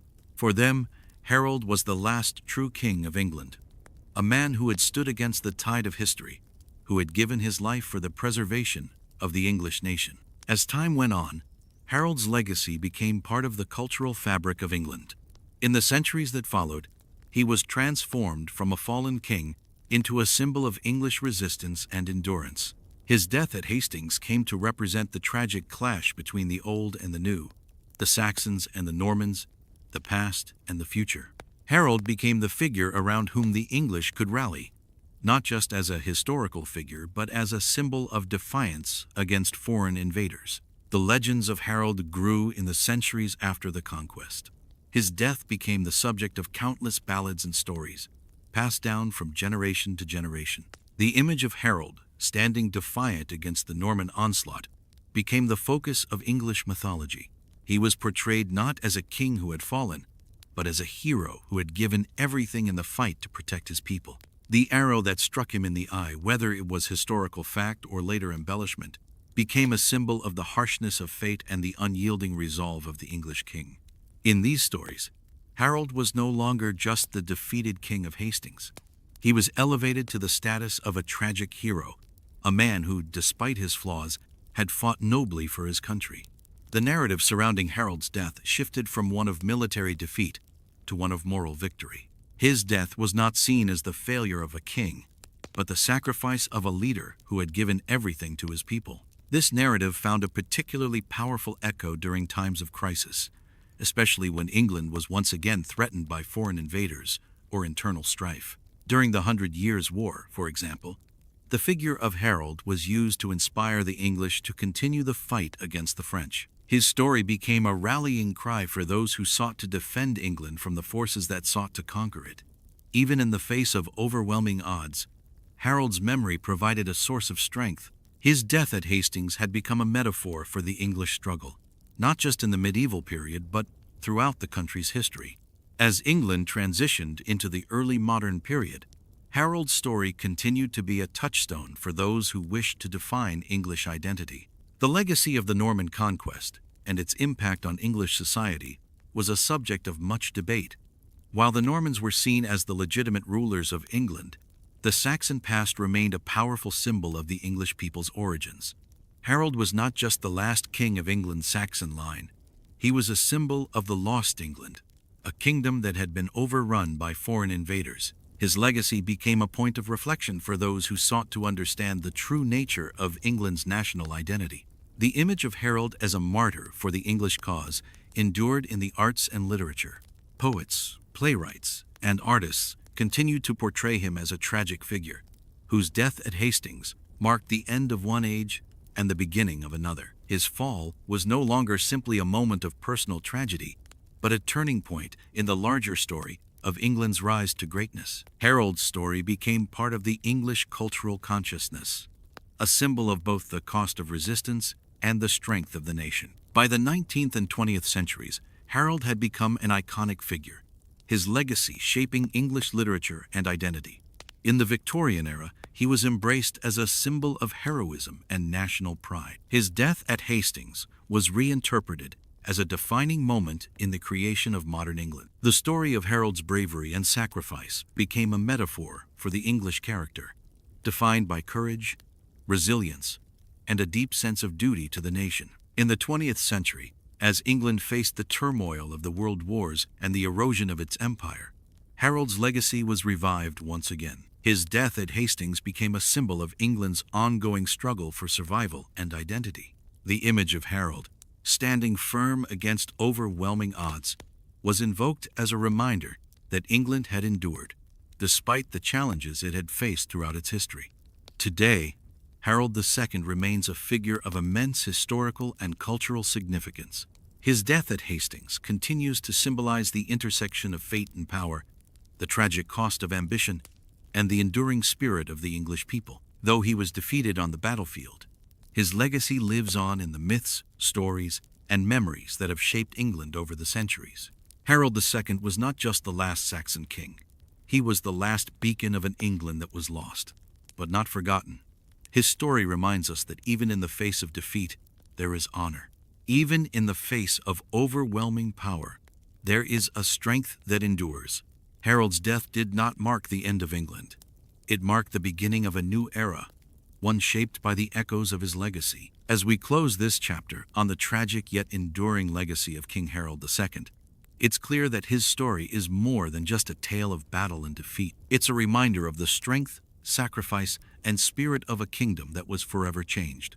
Harold's fall at Hastings may have marked the end of an era, but it also ignited the myths, memories, and lessons that continue to resonate with us today.